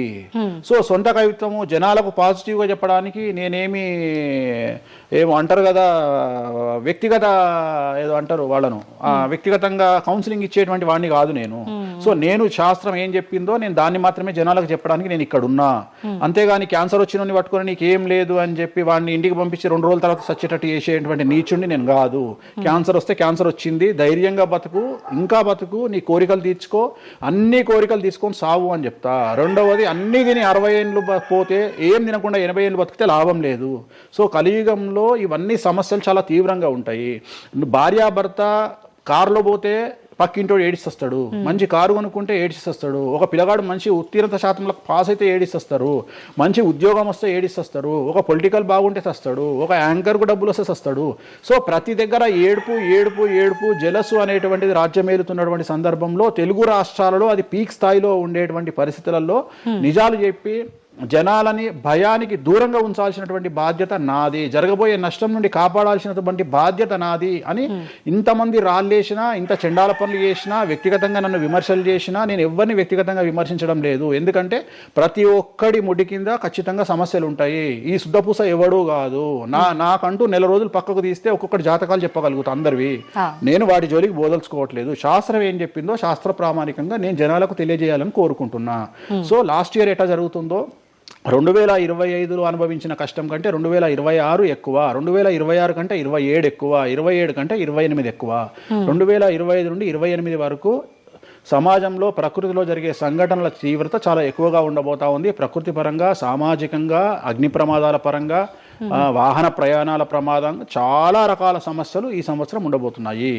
ఓకే, రాశుల పరంగా ఎలా ఉంటుందండి? సో ఈ సంవత్సరము ఫస్ట్ రాశుల కంటే ముందు మనం మాట్లాడుకోవాల్సింది ఏంటి అంటే, ఈ సంవత్సరము రైలు ప్రమాదాలు, అగ్ని ప్రమాదాలు, వాహన ప్రమాదాలు, అలాగే జన సమీకరణలు ఉన్న చోట, భక్తులు గుమిగూడే చోట, జన సాంద్రత ఉన్న చోట, అది సినిమా థియేటర్లు అవ్వచ్చు, భక్తికి సంబంధించిన ఏరియా అవ్వచ్చు, సో మార్కెట్లు అవ్వచ్చు, మాల్స్ అవ్వచ్చు, వాటిల్లో పెను సంచలనాలు ఈ సంవత్సరం జరిగే అవకాశాలు ఉన్నాయి. ఆర్థిక నష్టము అంటే ఆస్తి నష్టము, జన నష్టము ఉండేటువంటి అవకాశాలు ఉన్నాయి.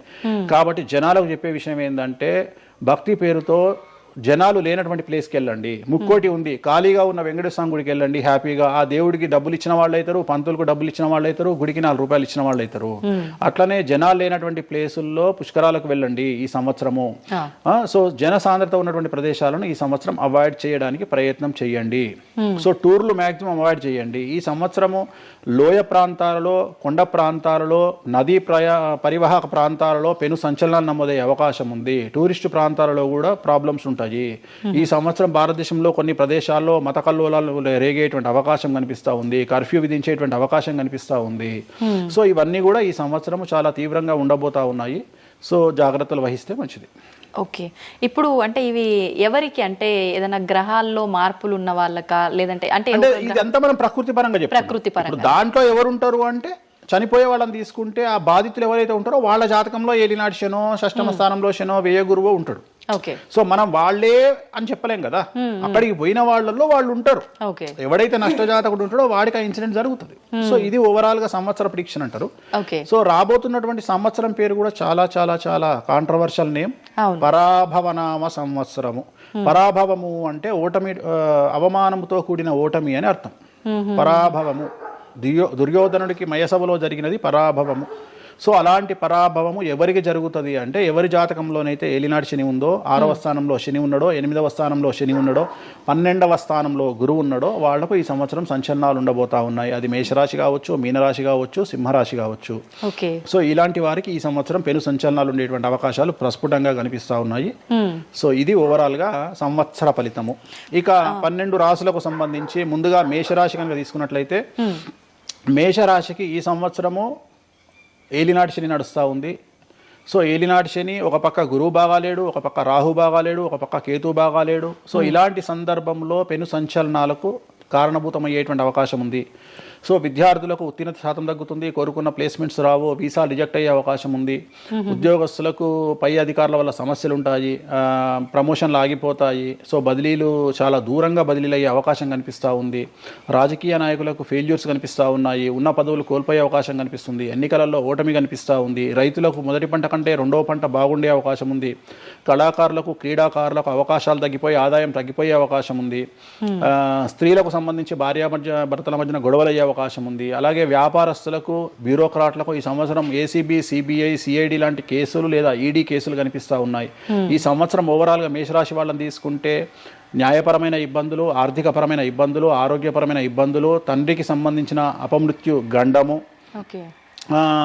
అలాగే న్యాయపరమైన చిక్కులు, వాహన ప్రమాదాలు, భార్యాభర్తల మధ్యన గొడవలు, ఇవన్నీ మేషరాశి వారికి కనిపిస్తూ ఉన్నాయి. మరి ఏం చేసుకోవాలా అంటే తిరునల్ల శనీశ్వర ఆలయంలో ప్రత్యేకమైన శని పూజ నిర్వహించుకోవడంతో పాటు నలుపు రంగు దుస్తులకు దూరంగా ఉండడము, నలుపు చెప్పులు, నలుపు వాహనాలకు దూరంగా ఉండడము, లెదర్ వస్తువులకు దూరంగా ఉండడము, నలుపు లెదర్ వస్తువులకు దూరంగా ఉండడం వల్ల సమస్యల నుండి గట్టెక్కుతారు. ఏడాదంతా వీటికి దూరంగా ఉండాలి. మరి తర్వాత నెక్స్ట్ వృషభ రాశి. సో వృషభ రాశి వారికి ఈ సంవత్సరం 100కు ఇంచుమించుగా 75% అనుకూలంగా ఉంది. రాహువు, కేతువు, గురువు, శని అనుకూలత కనిపిస్తూ ఉంది. చాలా బాగుండబోతా ఉంది. ఈ సంవత్సరం మే నుండి విపరీతమైన రాజయోగం పట్టబోతా ఉంది. చాలా అనుకూలంగా ఉంది. విద్యార్థులకు ఉత్తీర్ణత శాతం ఉంటుంది. స్త్రీలకు అనుకూలమైన ఫలితాలు ఉంటాయి. స్త్రీలకు మీ ఇంట్లో కమాండింగ్ అంతా మీదే ఉంటుంది. రాజకీయ నాయకులకు ఎన్నికలలో విజయాలు సాధిస్తారు. డబ్బులు ఎక్కువ ఖర్చైనా విజయాలు సాధిస్తారు. అలాగే రైతులకు 2 పంటల దిగుబడి రాబడి బాగుంటుంది. విద్యార్థులకు కోరుకున్న ప్రదేశాల్లో సీట్లు వస్తాయి. ఉత్తీర్ణత శాతం పెరుగుతుంది. అవివాహితులకు వివాహ యోగ సూచనలు కనిపిస్తున్నాయి. సంతానం లేని వారికి సంతాన యోగం కనిపిస్తూ ఉంది. వ్యాపారస్తులకు అన్ని రంగాల వ్యాపారస్తులకు అనుకూలమైన ఫలితాలు ఉండబోతా ఉన్నాయి. క్రీడాకారులకు, కళాకారులకు అవకాశాలు, ఆదాయము పెరుగుతాయి. ఓవరాల్గా ఈ సంవత్సరం పూర్తి స్థాయిలో మీకు ఎటువంటి సమస్యలు కనిపించడం లేదు. చాలా బాగుంది కాబట్టి మీకు ఎటువంటి రెమెడీస్ అవసరం లేదు. వీలైతే సోమవారం నాడు శివాలయంలో రుద్రాభిషేకాన్ని నిర్వహించుకోండి. సో నెక్స్ట్ మిథున రాశి. ఈ సంవత్సరం ఏదైనా రాశి 100కు 110% అనుకూలంగా ఉంది అంటే మిథున రాశి. సో గురువు, రాహువు, కేతువు అన్ని గ్రహాలు అనుకూలంగా ఉన్నాయి. పట్టిందల్లా బంగారంగా ఉంటుంది. గురువు అతిచారం వల్ల మీ జాతకం చాలా బాగుండబోతా ఉంది. గత 10 సంవత్సరాల నుండి మీరు పడుతున్నటువంటి కష్టాలన్నీ తొలగిపోయే అవకాశాలు కనిపిస్తూ ఉన్నాయి.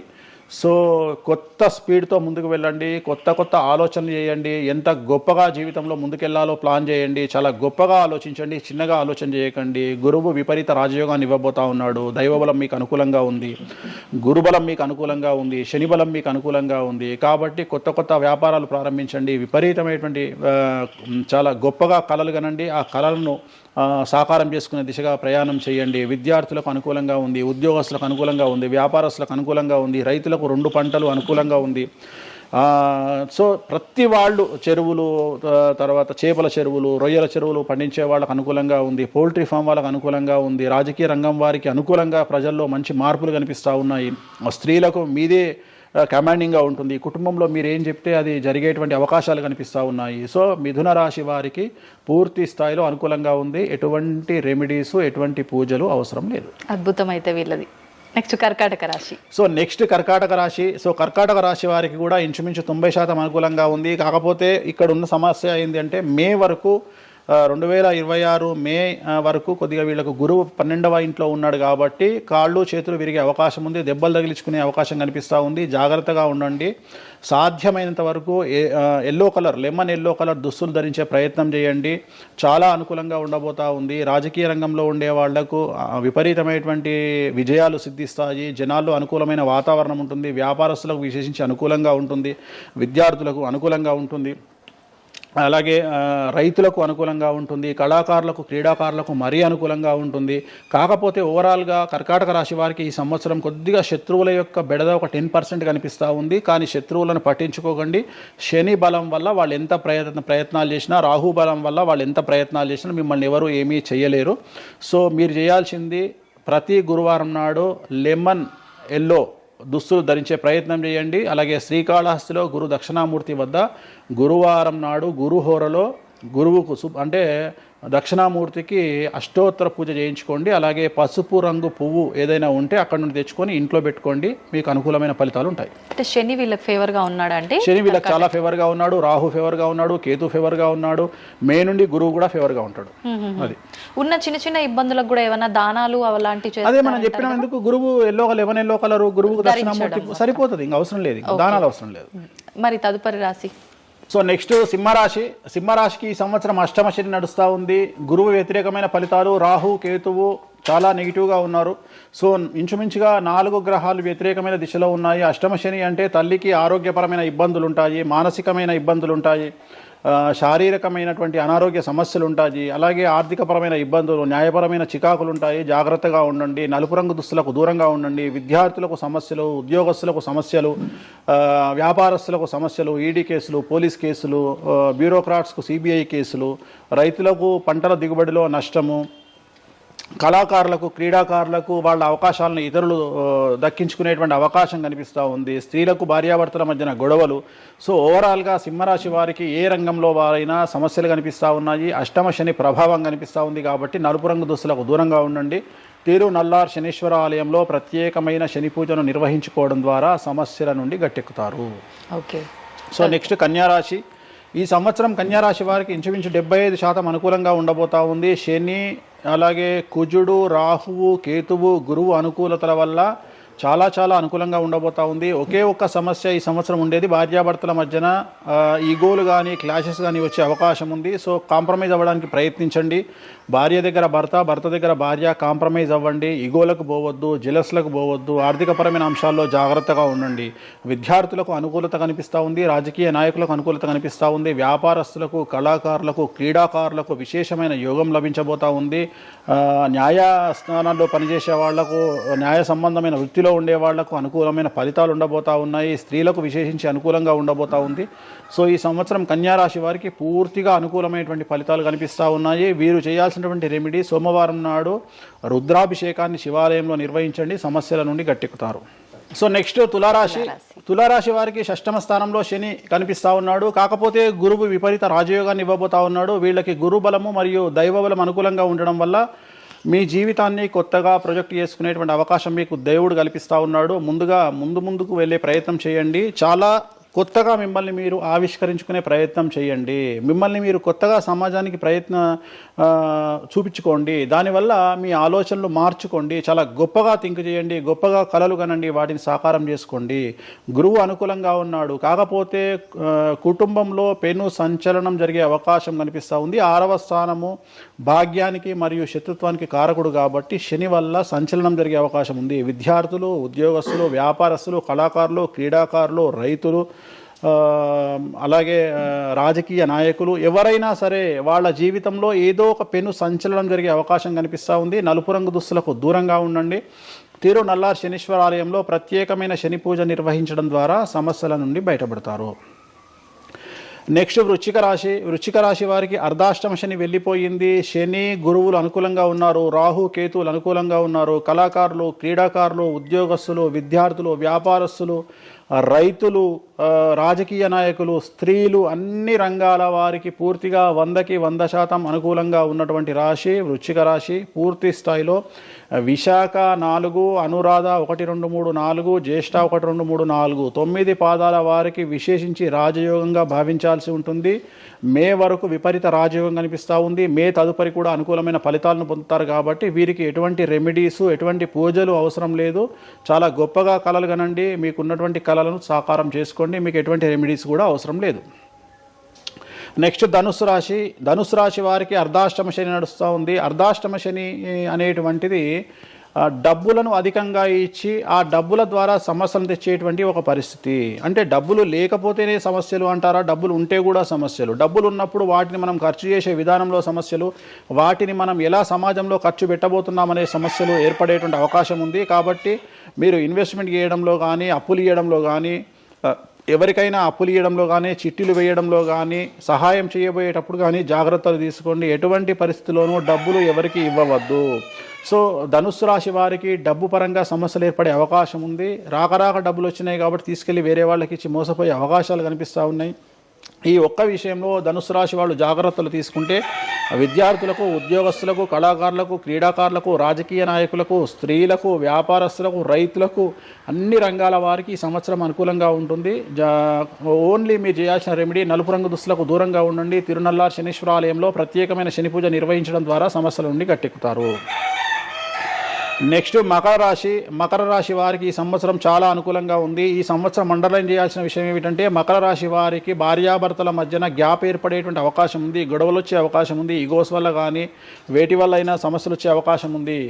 అది కాకుండా విద్యార్థులకు అనుకూలతలు ఉంటాయి, ఉద్యోగస్తులకు అనుకూలతలు ఉంటాయి, రైతులకు 2 పంటల దిగుబడి రాబడి ఉంటుంది. అలాగే రాజకీయ నాయకులకు సమాజంలో మంచి పేరు ప్రఖ్యాతులతో పాటు పదవులు సిద్ధిస్తాయి. రైతులకు 2 పంటల దిగుబడి రాబడి ఉంటుంది. వ్యాపారస్తులకు రూపాయికి 100 రూపాయల లాభం ఉంటుంది. స్త్రీలకు కోరుకున్నటువంటి ఫలితాలు ఉంటాయి. అన్ని రంగాల వారికి అనుకూలమైన ఫలితాలు మకర రాశి వారికి ఉండబోతా ఉన్నాయి.